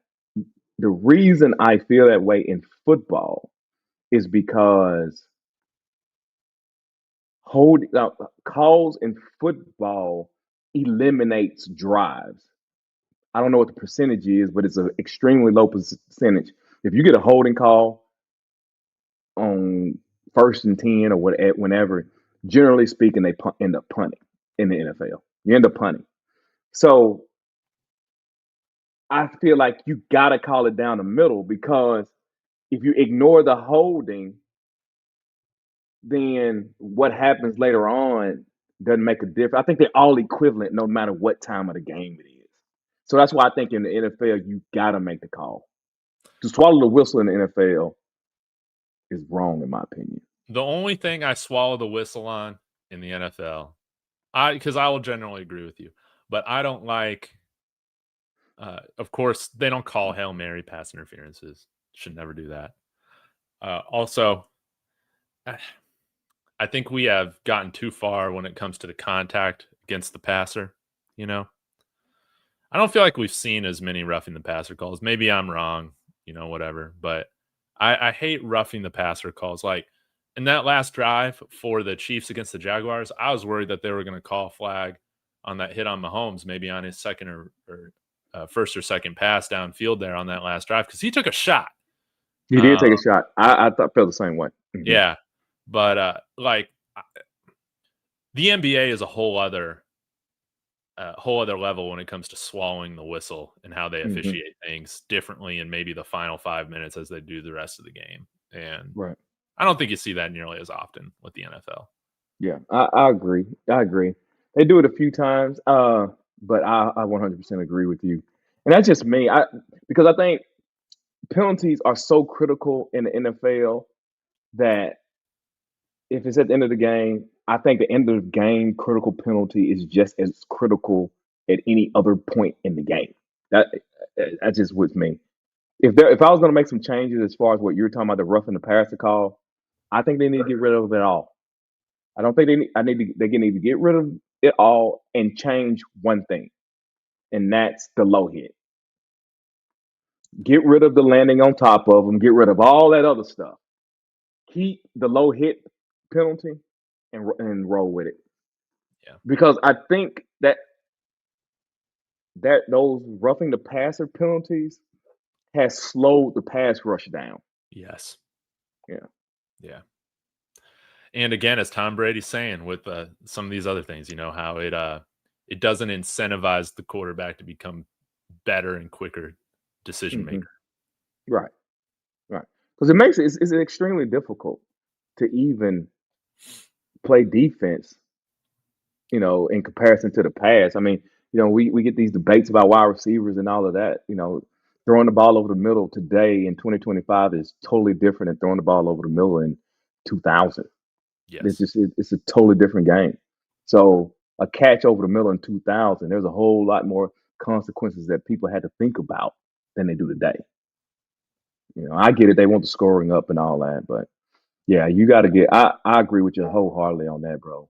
You get rid of the roughing the passer. That's how I would change it. Another Hmm. thing I don't like too about since we speaking of penalties, I hate the freaking defensive hold.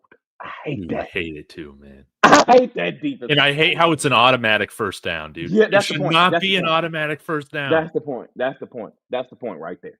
I hate that, bro. I cannot stand that. Yeah. You could have him in first. You could have him in 3rd and 25. He holds. Saying 6 yards down the field, and he could go somewhere else with the ball. They're called defensive holding.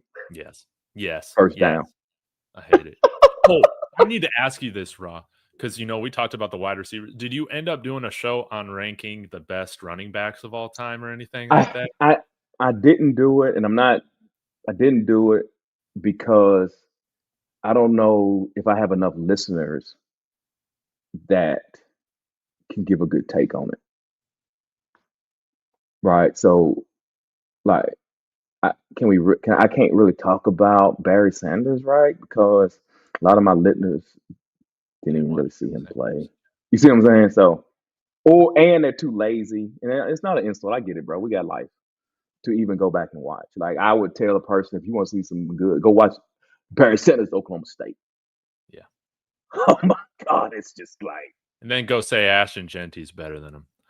don't say that, dude. Yeah, say that. Oh my God, yeah, say that, bro. Barry Sanders, Oklahoma State looked like Lawrence Taylor on the original Tecmo Bowl. Bro, it's insane. But so that's why I didn't do it, And Dave. I just I don't totally know. realized after our conversation last week, I don't even think I named Marshall Falk. Would you put him on the Mount Mount Rushmore? Rushmore? No, No. because I Would he think be? most of. Go ahead. Go ahead. Well, I said, would he be top 5? No, No. because it's hard. Because think of it, Emmitt Smith, Barry Sanders, uh, Walter Payton. Walter Payton. Then you got my man, Mr. Bronco. Um, You uh, wouldn't put Terrell Davis on there, but Eric no, no, no, Dickerson, not him, not him. No, no. I'm just talking O.J. about Simpson. O.J. Simpson. You got. Uh, oh, you got so many, man. You just got it's so many. Jim Brown. Yeah. Man, it's just so many. Eric Dickerson. Yeah. Eric Dickerson. Yeah. So what happened? You'll start deep diving into that, and even though I didn't watch Eric Dickerson play, I didn't have we did when I was young we didn't have a whole lot of options. So what we did, we watched a lot of taped stuff. Yeah. So you get what I'm saying? So yeah, yeah. I just didn't do it because I didn't think the audience was mature enough to be able to give a good take on it. I guess now that I think about it too, like same with the running back position. I don't know if there's really many modern day linebackers that you could put in as like one of the greatest Exactly. linebackers ever too, Right. Right. May I guess wants to be contention. Ray Lewis, Brian Urlacher. But they were 2000s, man. Anything after 2010, I think it's just a totally different era, right? It's like a different game Oh almost. yeah, yeah, yeah, yeah. If you go even more recent, I get old boy from San Francisco 49ers. The head coach of the Texans, right? No, not No, no. D'Amico Ryan. I'm talking about the current linebacker. What's his name? Fred Warner? No, no, no, no. Yeah, Fred Warner. Fred Warner. Yeah, yeah, yeah. JJ Watt's edge rusher. We're talking Yeah, he's about an edge inside. rusher. Yeah, we talking about off ball linebackers. Yeah. Like, Brian Urlacher. I don't know if you'd include Lance Briggs, but he was pretty damn good too. Yeah, but he wouldn't sniff that Mount Rushmore though. No. Yeah, it's hard, bro. Because see, since they came with this the rule changes in the passing offense has really did uh, NFL defensive players an injustice. Because if you go back 20 years ago, the middle linebacker was an extremely important position, Hmm. not even as valuable anymore, right? So uh, it's it's hard when you start doing Mount Rushmores, bro. Yeah. So you have to do things where people What you have to do if I do shows like that, what I have to do is I have to center it around video games. Mhm. So because I know that a lot of these guys play video games, and that may give them an idea of where they at with it. Other Yeah. than that, I can't really have. I think I saw somebody sent like a tweet or something to ask some little young guy, name your top 5 wide receivers or something. I don't know if it was a joke, AI, whatever. He named OBJ. See, I mean, that's what you're dealing with. No way. Yeah, bro, that's what you're dealing with, bro. You're dealing Did with you do that, a bro. follow up to Antonio Brown being one of the greatest wide No, I receivers of let all it go. time, man? No, but see, that's another example. You know what I'm saying? Yeah, it's hard to do that, bro. Yeah. You know what I mean? Yeah, come on, bro. A voice out. And I am not trying to make fun of little young man, but that's blasphemous to even name OBJ. No way, man. Yeah, he never was the OBJ, best. dude. Yeah, oh, yeah, it's crazy. He said that. Yeah. Nah, man. Well, Raw, this was our longest show yet, but man, we had a fantastic viewership. 115 people in here watching. All right, Uh, great, uh, great. great, but yeah, let the people know what you got going on, and I guess we'll need to find a time, man, to do some power rankings because I don't know if we can do power rankings and pick them all in one show. No, we can split that up. We can have a power ranking show. I mean, it's something because you're extremely busy. I'm a little more open uh I mean than you are than I am. I would love the power if Mondays would be just perfect. No, I We can guess do that. Yeah. Tuesdays. Yeah, Monday Night Football. So I guess you'd go with Tuesday would probably be best. But All right. We do uh, Tuesday. Tuesday yeah, at the same time. That usually works for me. yeah, yeah, and then yeah, we can do that. And maybe I can just roll that into a live if you don't mind. I mean, it's up to you. Yeah. Yeah. But and but I would love to do a power rankings too, man. I think your Broncos gonna sit nice and pretty. I'm impressed. I ain't even gonna lie. I thought everybody was BSing. I just, how people make those takes to just be attention grabbers. They really Yeah. don't believe it. There may be a hint of truth there, but that's why I text you before the season. Like, bro, talk to me about these Broncos. I mean, everybody wants to talk about the Broncos. Dude. I see what they see now. I do. Oh, dude, I love this team. And I love that this team has no locker room cancers. That's what I love. Now they might need. I think I got a show with my friend Strez from Broncos Hub. We do a show on Thursday nights tonight. And we got a new segment called Dickhead of the Week because this team needs some dickheads on it, man. They need some guys that are like Aqib Talib, TJ Ward, kind of Hmm. like that. So Nick Bonito, our franchise edge rusher now, he's starting to kind of become that, but we still like this Broncos 2015 defense. The difference between that defense and this defense is that 2015 defense, it was pretty much automatic on that first or second drive. They were getting a personal foul for an unnecessary roughness, a late hit on the quarterback, a late hit on the receiver over the middle, something that was dirty to just set the tone for the beginning of the game. Like they were willing to always take that shot at the beginning to set the tone. This team doesn't have that kind of nasty in to do that yet. Mm. They need that. Mm. I got you. But we do have the guy who led the bounty gate. So That's a good thing. yeah, the bounty gate. Yeah, but the Broncos, man, they're looking good. They hopefully they can take care of business against the Jets. I think Rich Eisen is going to be calling this game again, and that's Really? funny. I feel like he calls a lot of these London games, and he's a big Jets fan, so I think it's always funny when he's always got to call these games. Yeah. But Rich Eisen seems so sarcastic to me. you don't like Rich Eisen? No. I like him, but he just comes off sarcastic a lot. And I don't know if he's trying to do that, but he sounds like he sounds that way. I know I like him. Don't get it wrong. No. As a matter of fact, I watch the show a little bit, Dude, but I don't watch I like 4 Rich hours. Eisen's show, man. Yeah, I don't watch 4 hours, but yeah, I watch No, it. I'll tell you what. Ever since the ESPN acquired, which maybe this will happen with their Rich Eisen's show, but dude, I watched Pat McAfee's show way less after it got acquired by ESPN, man. Oh, really? As compared to like when it was on YouTube. Maybe it was See, more I off didn't the even. rails on YouTube. Oh, was it? Yeah, I never watched him on YouTube. I never watched him. Period. To be honest with you. Never, Yeah. never really watched him. I know a lot of people that do. I think outside of sports watches him a lot.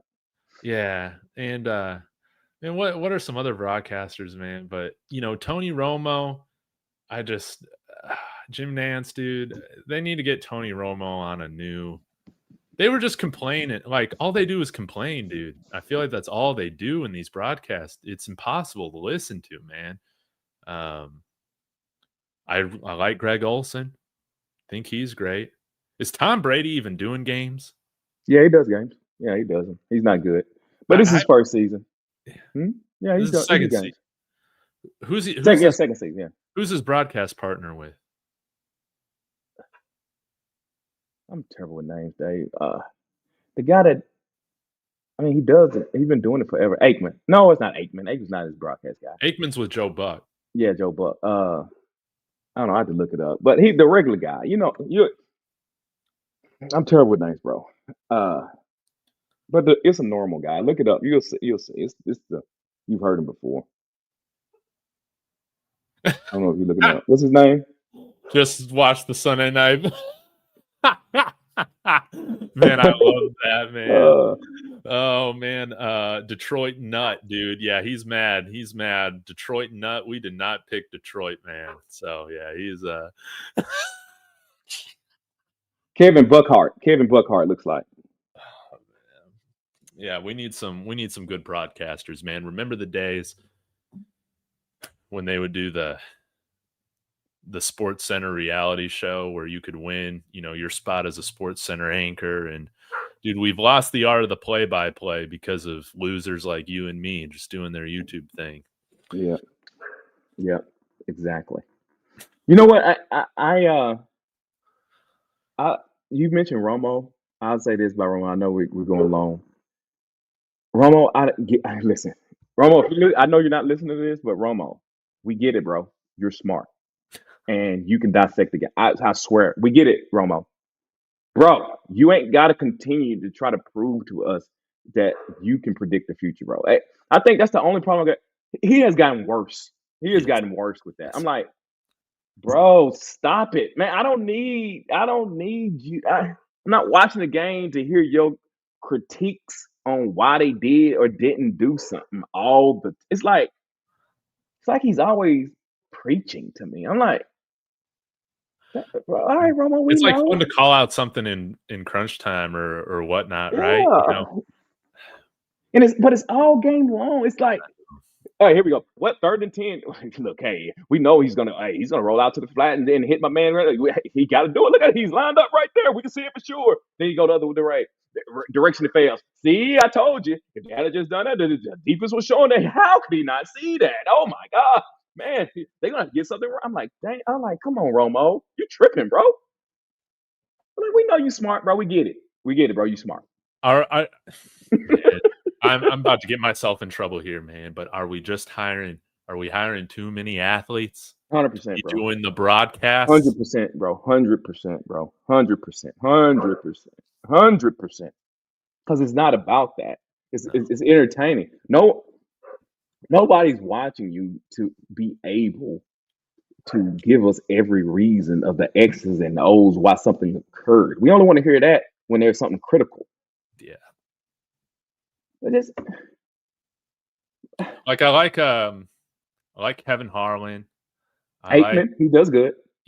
I do enjoy Aikman, man. Aikman does good, He man. just gets pissed off when he's there doing Monday night games and it's a That's 20-point blowout, dude. That's what I like about it. Aikman, I think Aikman drinks a lot, so I feel like Aikman keeps it real, bro. I'm like, that's right. Aikman keeps it real. He just he is like, Oh, yeah, I man. love how he at that end of that Bengals Broncos game, he's like, man, the Bengals, man, they just quit here in the second half. They didn't even care about playing here in the I second love half, it, man. bro. This was a terrible effort, man. They should be ashamed of themselves. Dude, he was done with that game in the second half, man. Yeah, Yeah. I like that. Yeah. I like that. Dude, I don't like Collinsworth either, man. I don't like him either. But yeah, like I like the guy. Who's the guy that's always going crazy when he's calling the games, whether it's college or NFL, man? He's black. RG3? What? RG3? No, not RG3. I'm so on RG3. He was the guy that Gus Johnson. Thank you. I like Gus Johnson, man. I like Is Gus Gus Johnson. Johnson black? Ain't Gus Johnson black? Yeah. His name's Really? Gus. I thought, Are there white guys named Gus? what's Bruce Johnson's real name? What? Dude, I don't know. Is Pull back from the Gus Cowboys, Johnson bro. black? Oh, his name is Daryl Johnson anyway. Yeah, Gus Johnson, man. I didn't know that. Yeah. Is he black? Maybe I didn't know his name. I just Detroit's didn't know his very name. own, dude. Detroit nut. He would know that. He would know that, dude. Gus Johnson, and then Oh yeah. Him. I didn't know what his name was. I don't commit their name to memory. I'm sorry. That's okay. But dude, we didn't even talk about this. Can I give you my Mark Sanchez theory? Even though I don't even know the details of the case, but go ahead. Oh, we already know the details? No, I did not. Okay. So here are the details of the story, dude. Mark Sanchez was at some hotel bar or whatever downtown Indianapolis. He gets pissed off at this 69-year-old elderly man. I believe he was a DoorDash driver because he parked in some spot. Maybe it was reserved for a minute or something like that to deliver food. So then he starts getting at this guy for parking in the wrong spot. They end up getting into a fight. He's punching this guy. So then the 69-year-old, dude, go look at the photos, dude. His face is all beat up, man. It looks terrible. He beat up the 70-year-old guy? Yes, Mark Sanchez did. And Mark Sanchez got stabbed multiple times by this old guy in self-defense. He stabbed him. So then there's the security video footage of Mark Sanchez walking out of this garage with his whole shirt bloodied, holding himself. But at first it was reported that he was in the hospital, that he had been attacked. Well, actually, no, the security camera just shows that he's the perpetrator. Now he's being sued. He's charged with felony. All this. His career is probably over in broadcasting. Yeah. But this is my theory, man. Because when you go on airplanes and you see the viral moments from people losing their mind on airplanes, I believe a lot of that is because these dumbasses will drink while they're taking Ambien. Oh, you think that's what it is? I think Mark Sanchez took Ambien and had some alcohol, and that's what made him lose his mind, man. That's. Are you saying he did that just then, or he did that on the flight? No, dude, I don't know, but I imagine that night he had some Ambien and mixed it with alcohol, because these people that lose their minds, it seems like that's always the case. Yeah, I ain't gonna lie. Before I get on a plane, I do like to indulge. But hey, listen, with Ambien, man, you are no. But I didn't even know that. Yeah, or ran into the alley, I guess, where the guy parked, dude. That's the word. Hey, but for what though? Was he pulling a Karen moment? Yes. So he was Karen. Oh my god. Dude, so got himself a felony, probably lost his job and got stabbed. Yeah, he deserved all that. Me and Karens are the worst. They are the worst, bro. Dude, so if you're gonna drink, dude, just don't do it with sleeping pills or whatever, man. That's my theory. We'll see if the toxicology ever comes out. That's my theory, man. I could see that. I could see that. Before we shut it down, I'll say, because I saw outside say he hates RG3, which I agree now. I don't know if it's just because of his calling, but because he's just not a likable person. But sometimes he says some funny stuff. He's like, I heard it. Yeah, he is, bro. But he would be better for, again, doing a talk show.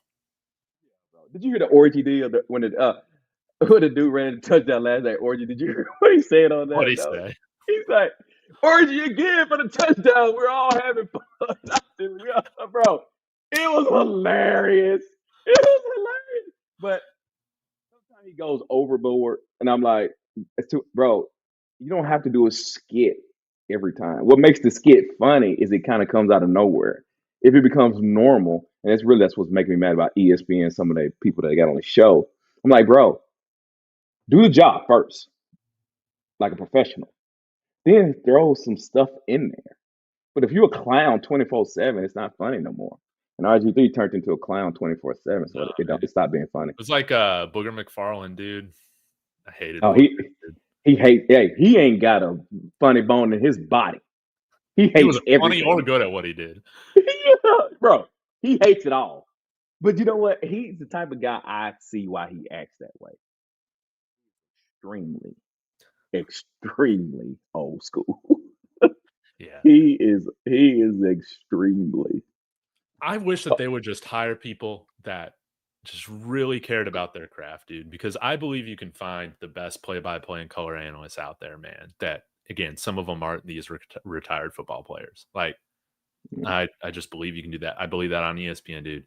You like again, for instance, with hockey, or this is why they lost baseball. I mean, I'm not a huge baseball fan, but they hired a bunch of guys to talk about these sports that really don't care about these sports. And so then they start talking about them less and then all that, dude. But uh, I just Yeah, wish they would hire people that cared about hockey and when they yeah, were doing baseball, all that. But even football, dude, even college football, man, they yeah. don't I'm even with you. know how to talk about college football, dude. These guys. Yeah.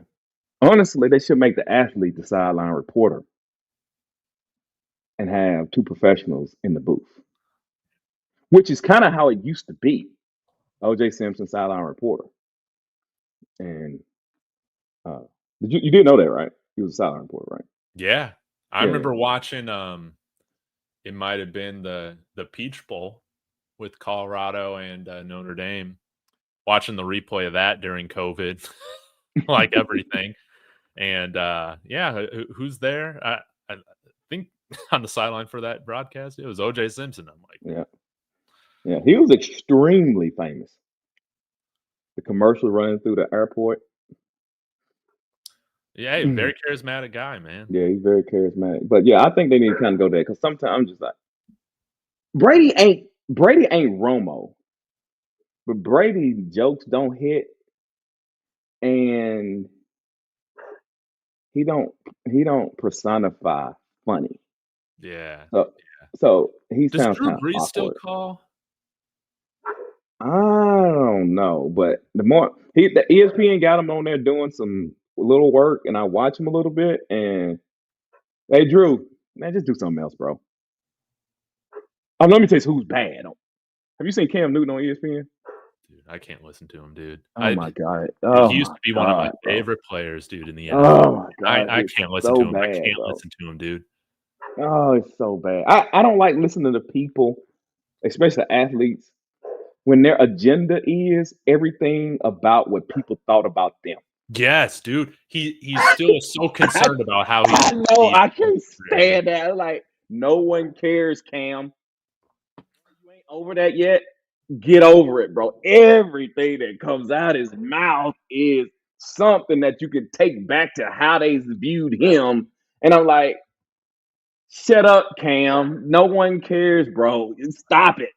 And another thing, just speak, bro. We are in a time now where you ain't got to know the King's English, bro. Okay, let's call it what it is. Let me just call it what it is, bro. We are past the King English era. Just speak. It don't matter if you use the wrong words. But what's worse is using these four-syllable words and you ain't using them right. I can't stand that. I'm like, why did you say that? Why did you say that? Mhm. I'm like, there was. I know you had to go get it. You had to go get that word because you ain't using that every day. And then you use it and you used it wrong. I'm like, why are you doing this, bro? So bad. It's so bad. Have you ever noticed that though, Dave? Yeah, I'm just like, dude. Yeah, man. I don't like Cam Newton.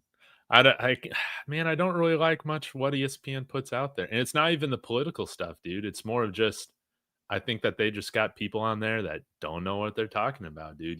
But you know who I put right up there with Cam Newton? Ryan Clark. I will say, don't dislike Ryan Clark. I will say this though, here lately, he has gotten so much worse. Dude. He has apologized today. I don't even know what for. He has gotten so much worse, bro. And then it's like, dude, his Twitter is unhinged, dude. Oh, I don't pay attention. I don't pay When he attention. was getting at RG3, because he's like, you can't talk about black people because you got a white wife and like all this stuff. And it's like, dude, I mean, I'm not even going to touch that. I'm not even going to touch that. But that is just insane for a guy on ESPN to just be saying about his coworker. I think it. I think the RG3 point is that the people that work with RG3 could not stand RG3. I, I think it's more to that than it is the other. But Ryan, if you're listening to us and when we know you're not, take the energy down if you don't mind. Take it down. We get it. Pivot blew up. That doesn't make you any more special. Tone it down, bro. A lot. I know. You're on 10. If you don't mind, turn it to 4. Yeah, turn it to 4. So, And I'll say this, man. Like, I'm a Broncos fan, and throughout my life, like, I just haven't been the biggest fan of Stink, Mark Schlereth. I just haven't. Like, I don't like him though, Dave, either. it's because like it, I don't dude, he always feels like he's mansplaining it to you.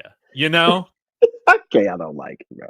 Dude, I don't like dude, I always get annoyed like with his broadcast or whatever, dude. But I will say the commentary on like ESPN and stuff like that, and even Fox Sports, where he's I think at now, and then of course the other play-by-play color analysts that have just been put on because of who they were in the NFL. It's got me missing Mark Schlereth, dude. That's Really? how I feel. I don't like Mark Schlereth. There's something about him I don't like.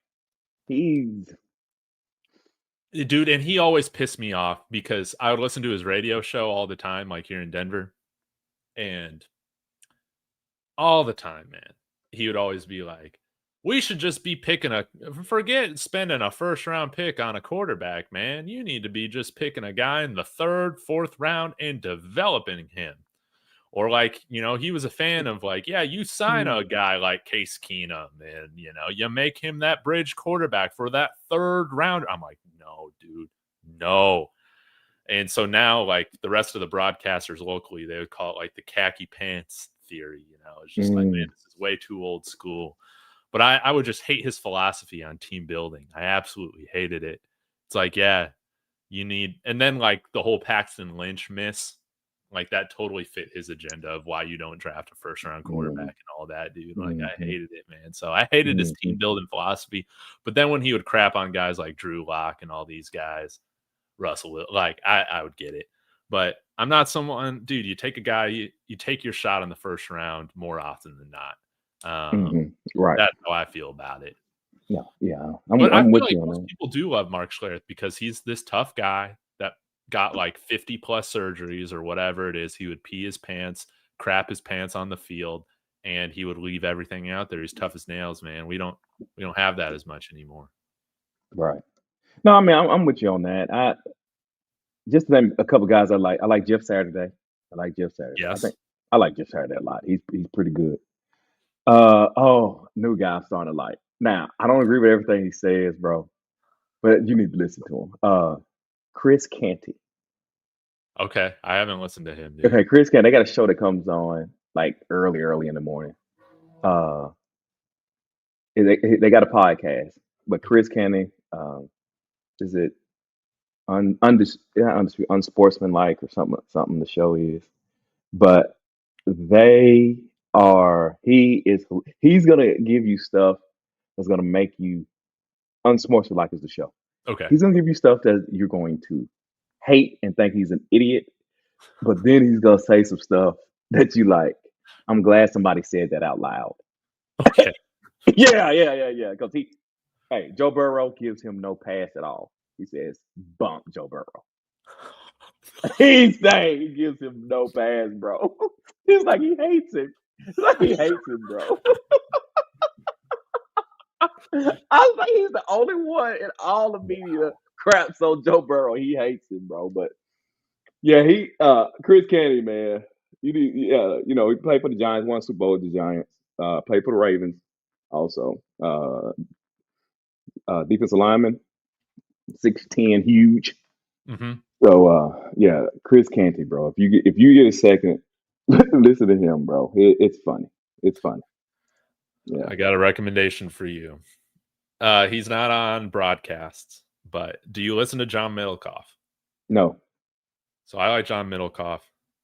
He's it's like a Niners guy, kind of West Coast guy, but he worked in the NFL for a little bit. He coached in college football, I guess, a GA, I think at like Fresno or like UC Davis. Hmm. But he was a scout for the Eagles for a while, and he's part of like Colin Cowherd's podcast network. Hmm. But I like his takes because he I don't know, man. He kind of talks more from like a front office scout perspective on and still has like a lot of context in the NFL.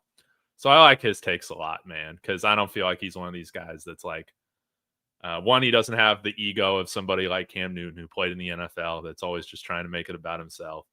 And two, he's not like one of these radio heads that's like trying to be flamboyant all the time, have all these hot Hmm. takes.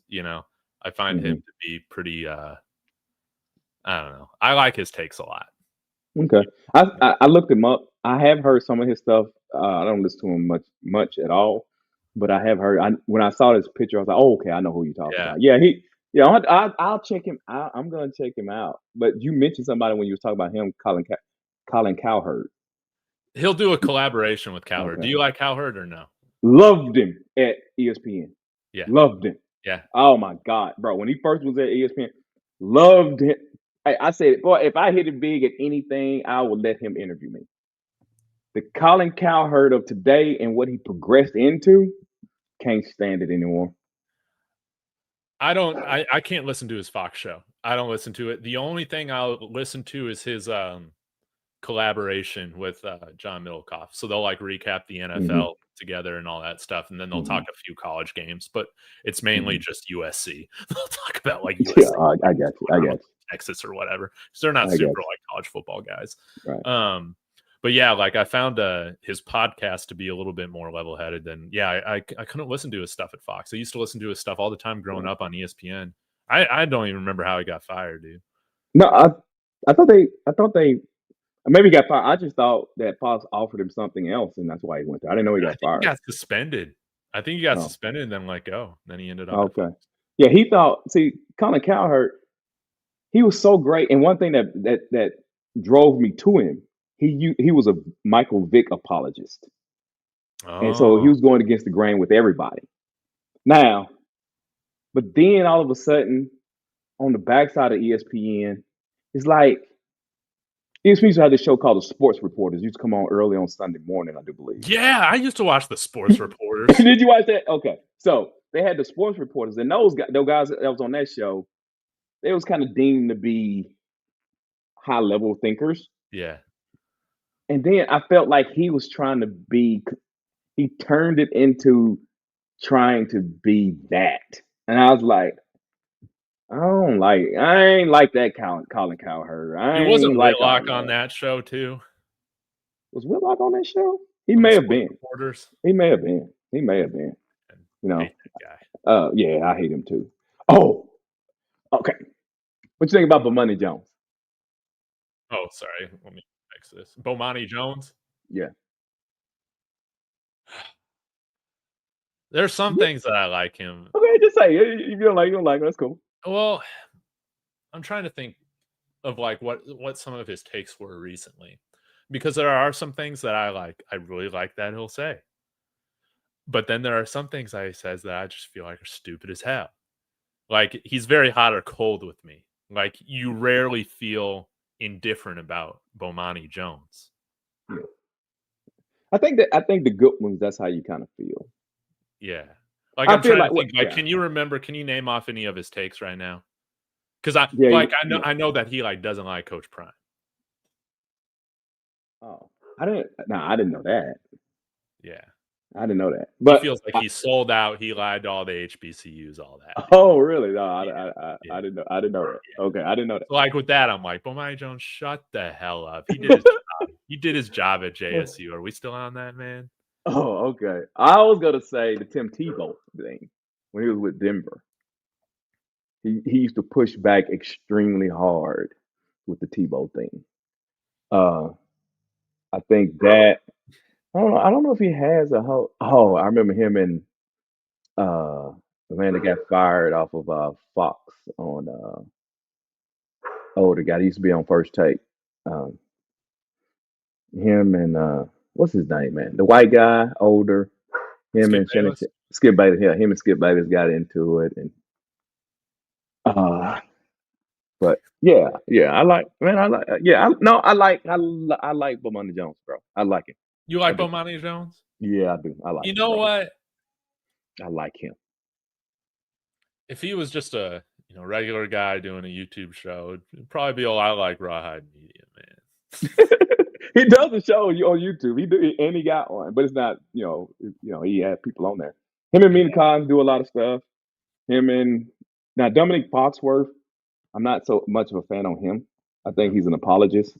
I don't like people who are apologists. I don't like apologists. So if you Hey, typically an what's up apologist, I with all don't these liberal people? don't know. You're doing a Who show with one, so yeah. yeah, David. Yeah, David is liberal. You got you, outsider. We got Yeah. But see, but Lamont Jones, if I was going to classify him, he would probably be more conservative leaning than liberal. you. Really? Yeah. Because even in your take, because if you're saying your prime take, that's the conservative take. You think so? Yeah. Real liberal Yeah. talking heads. Yeah. Yeah. Well, I mean, would I you don't count know. RG3 as one? Or again, I feel like Yeah, Ryan. RG3. This guy talks anything but sports sometimes. Yeah. Yeah. Yeah. I don't. But Yeah. I what was show I yeah. used to love, but Who's again, it that? had a huge with the rise of social media, it just totally fell off. Was I used to watch Around the Horn like religiously, like growing up, dude. Yeah. And like I love that show, and people don't care for journalist takes nearly as much anymore. Yeah. Yeah. Well, Like Woody journalists. Page, Yeah. I liked Woody Page. Did you like Woody Page? Did you Yeah. like him? Yeah. And then, dude, I always loved Wilbon and Kornheiser. Like, I love their show. I think they're still going, but I don't really watch it much anymore. But yeah, Wait, like hold on. Outsider says liberal people, and he likes Pat McAfee. yeah, that checks out. I think Pat McAfee is liberal. Is Pac-Man Jones a token for that show? I'm just saying, bro. I'm just saying. I'm just saying. I don't. Yeah. Mm-mm.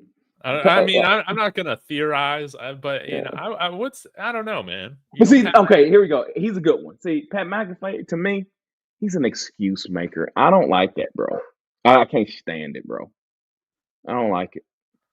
I don't like people like No, excuses. Pat McAfee, he's not Dave Portnoy, but I think he does.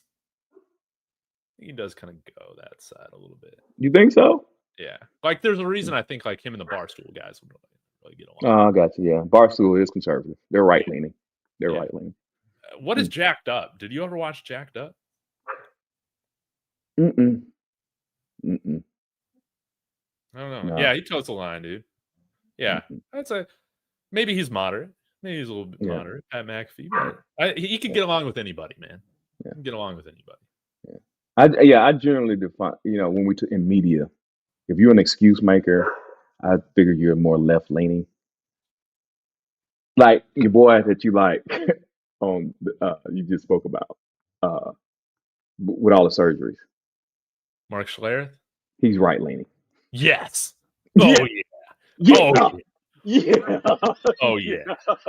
Oh Which means, and if you listen to Mark Schlereth, he ain't giving nobody no passes, bro. Dude, that's right. Generally, when I listen, if you're an excuse maker, yeah, you left leaning. If you Mark Schlereth, you're right leaning. Interesting. I'm gonna have to look at it more through that lens. Bro. Yeah, for sure. But yeah, Tony Kornheiser, Michael Wilbon, like I like them. When they're one of the few journalists, man, that still are employed by broadcast companies, man. I just feel like we've lost that. I hope we go back with that, but now it's just all And maybe it's because I'm one of those guys, dude. I was never a star athlete, anything like that. Mm-hmm. You don't. I know there's probably athletes watching this, but have you ever talked to an athlete? Like, do you always want to Oh, talk to Dave, you're athletes? insane. You're insane, Dave. Dave, you crazy, man. I'm just gonna let that sit right there. That's crazy. That's crazy. That's crazy. That's crazy. That's crazy. They do. I will admit they do tend to not see things from a broader view. That's the thing, dude. Like, they always, again, it's valuable. They're playing experience, things like that. Yeah. But there's a there's a disconnect there. Or if there's somebody that just watches from an outside perspective, maybe as an outsider, that perspective is valuable too, man. They typically yeah. For an example, Ryan Clark. Okay, this is the typical Ryan Clark deal. Ryan Clark's on the segment because he had on the segment with, I forgot what the guy's name is, the dude with the punchable face on ESPN. I forgot what his name is, but anyway, he got into it. He called the guy out, and they was having a conversation, right? And I think they were talking about somebody. Oh, CeeDee Lamb. I think CeeDee Lamb was the conversation. CeeDee Lamb missed some passes in the game, but CeeDee Lamb also had a good game. Ryan Clark was making the point, though, saying those misses that he had, you hold on to that, right? That's what you remember. The other dude that was a non-athlete was saying that, hey, man, he was saying, hey, overall, he had a good game. You know what I'm saying? Da da da da da da. And Ryan Clark was like, no, but those, you gotta make those catches. Da da da. So the other guys still aren't against it. I get it. I think that's another guy that comes off kind of weird because I can't think of the dude's name. But I thought I could tell you, and if you saw him or know him, you'd be like, yeah, he's kind of annoying.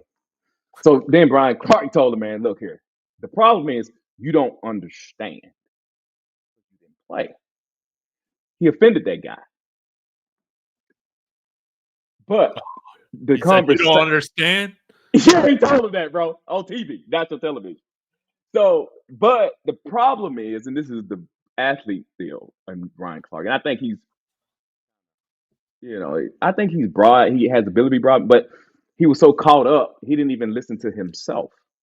The point he was making is that the stuff that you invest in it, if you fail at that, so you ain't trying to hear nobody tell you did a good job. Mm-hmm. The problem with the athlete take is this. What Ryan Clark was talking about had zero to do with being an athlete. It had everything to do with you doing something and being invested in it. It could be simple as the spelling bee. It could be simple as doing shows. If you're in the spelling bee, you miss a word, you're going to think about that word for 3 weeks. And that's the point that was being made. But he made it an athlete. So that's the problem. It's the broad way of thinking and them thinking that their experiences are exclusively their own, and it's just life, bro. Yeah, it's just life.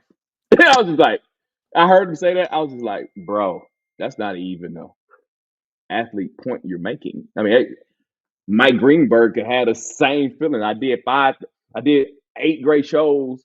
Or I did a show, man. Then I bumbled the word. Then your wife come on, because this is the point of saying, your wife knows not to talk to me. Your family knows not to talk to me. Okay, the wife may not know not to talk to Greenberg. Mm-hmm. You know what I mean? That's the problem that they typically have, right? Yeah. So their communication sometimes gets lost in translation, bro. But you give them a pass. You just say, okay, you're an athlete. I get it, bro. You don't know no better. Mm-hmm. Yeah. Do you like Keith Olbermann or no? Yes, love him. Yeah. New outsider would be upset about that one. I like Keith Olbermann too. I wish they would have him on like more and more ESPN broadcasts. But we'll see what happens, man. I like Rich Eisen. Maybe he can help. And honestly, I'm very hit or miss with Stephen A. Smith. You just know what he's there to do. It's a show. Yeah. It's a show. Yeah. It's a show. But so I'm not trying to defend him. I'm just saying it's a show. Stephen A is very good at what he does. Now, I don't like dude, who's the boxing guy? Kellerman. I don't like Max Kellerman one bit, dude. You don't? No, dude. I Oh find him my God, so bro. annoying, dude. First Take has been crap since he left. I know. And I don't like man, ever since ESPN got ESPN Bet, dude, they got that white guy from Queens, or I don't know where he's from. The white guy that's just always talking about the bets. That guy, I don't like him either, man. I don't like like him? First Take deal, man. Yeah. They need to shut down First Take, man. I think dude, they got the best ratings. That's why they won't shut it down. I know. Bro, but I'm with you, man. I disagree with the Max Kellerman. I like Max Kellerman. I do not. First Take is not as good as it used to be without Max Kellerman to me. I know, man. And the run with Shannon was short lived. Shannon, okay. Shannon Sharp is the epitome of what we just got through speaking about. It's like Shannon, stop. Just like stop, Shannon. You need to quit. But yeah, he makes some good points though. I do like Shannon Sharp's point on you don't accept, and it's not his. It's not his. It's not something he, but he says it a lot. You don't accept stuff in a loss in a win that you wouldn't accept in a loss.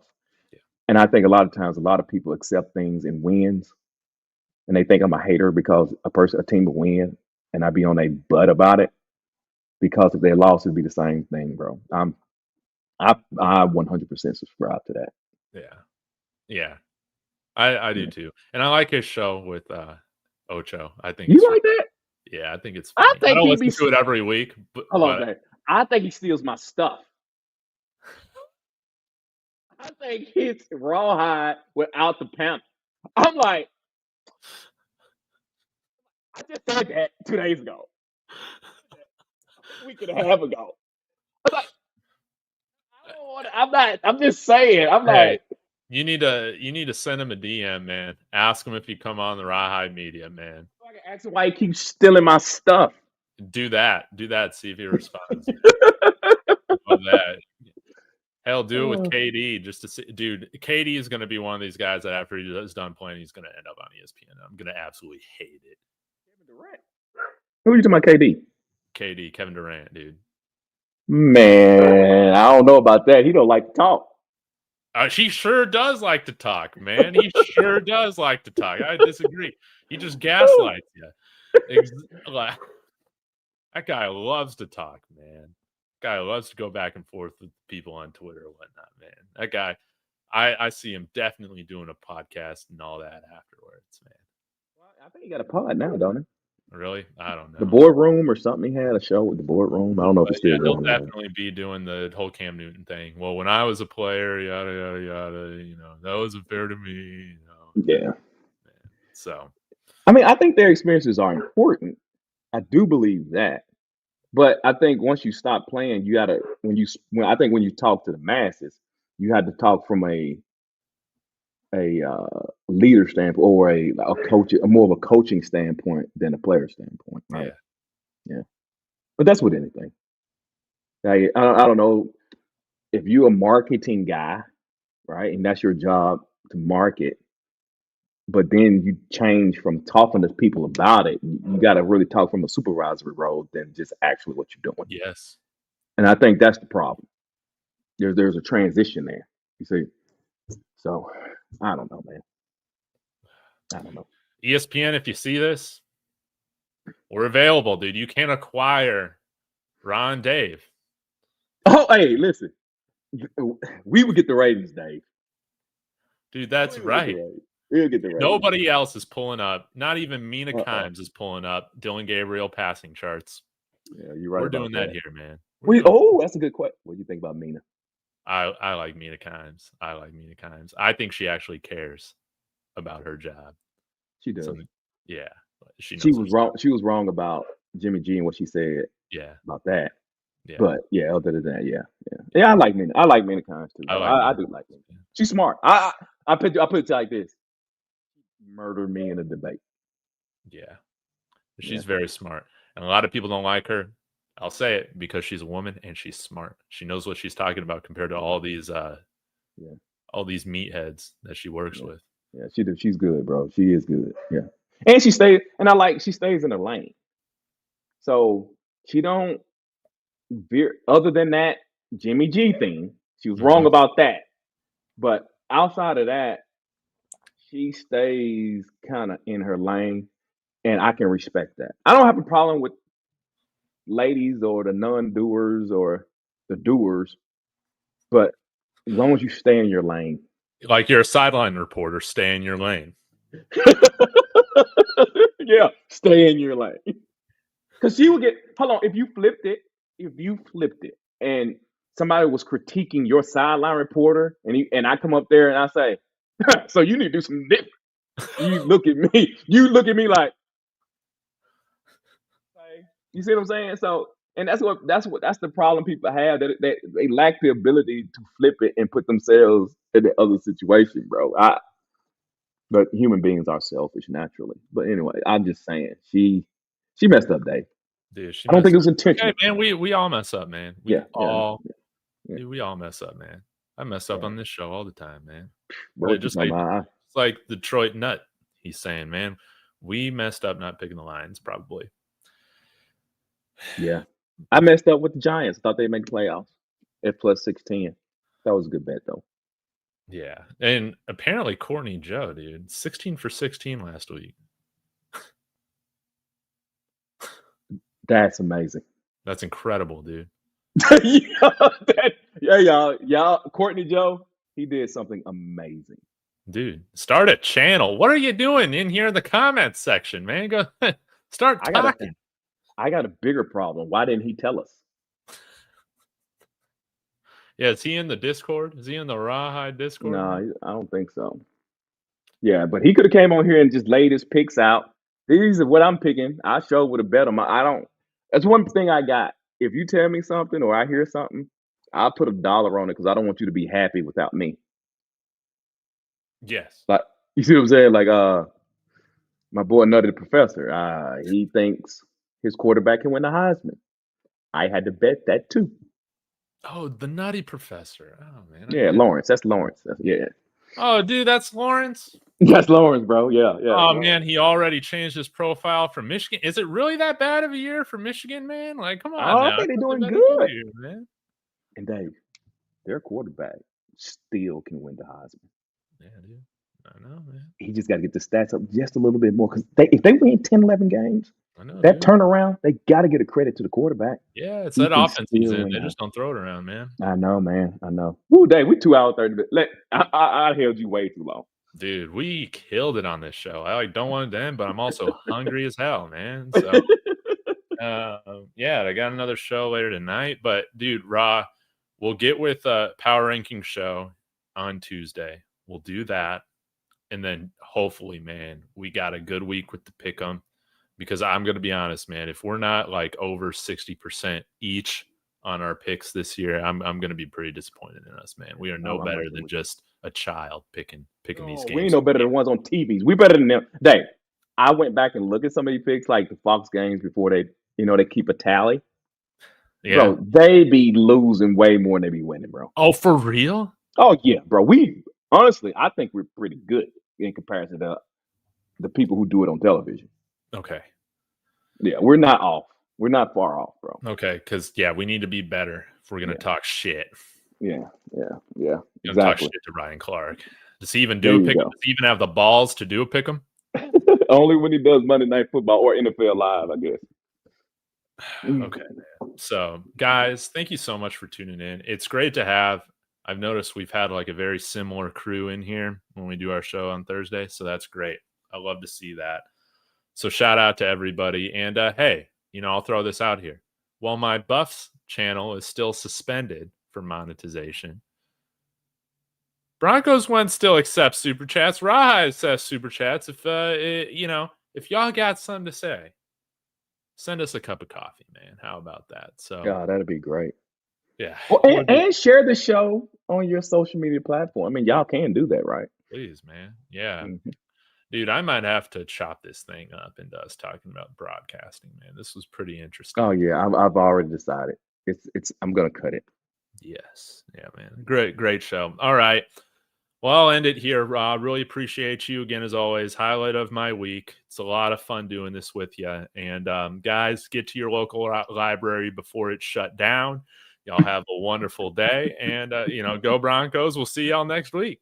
Oh, peace.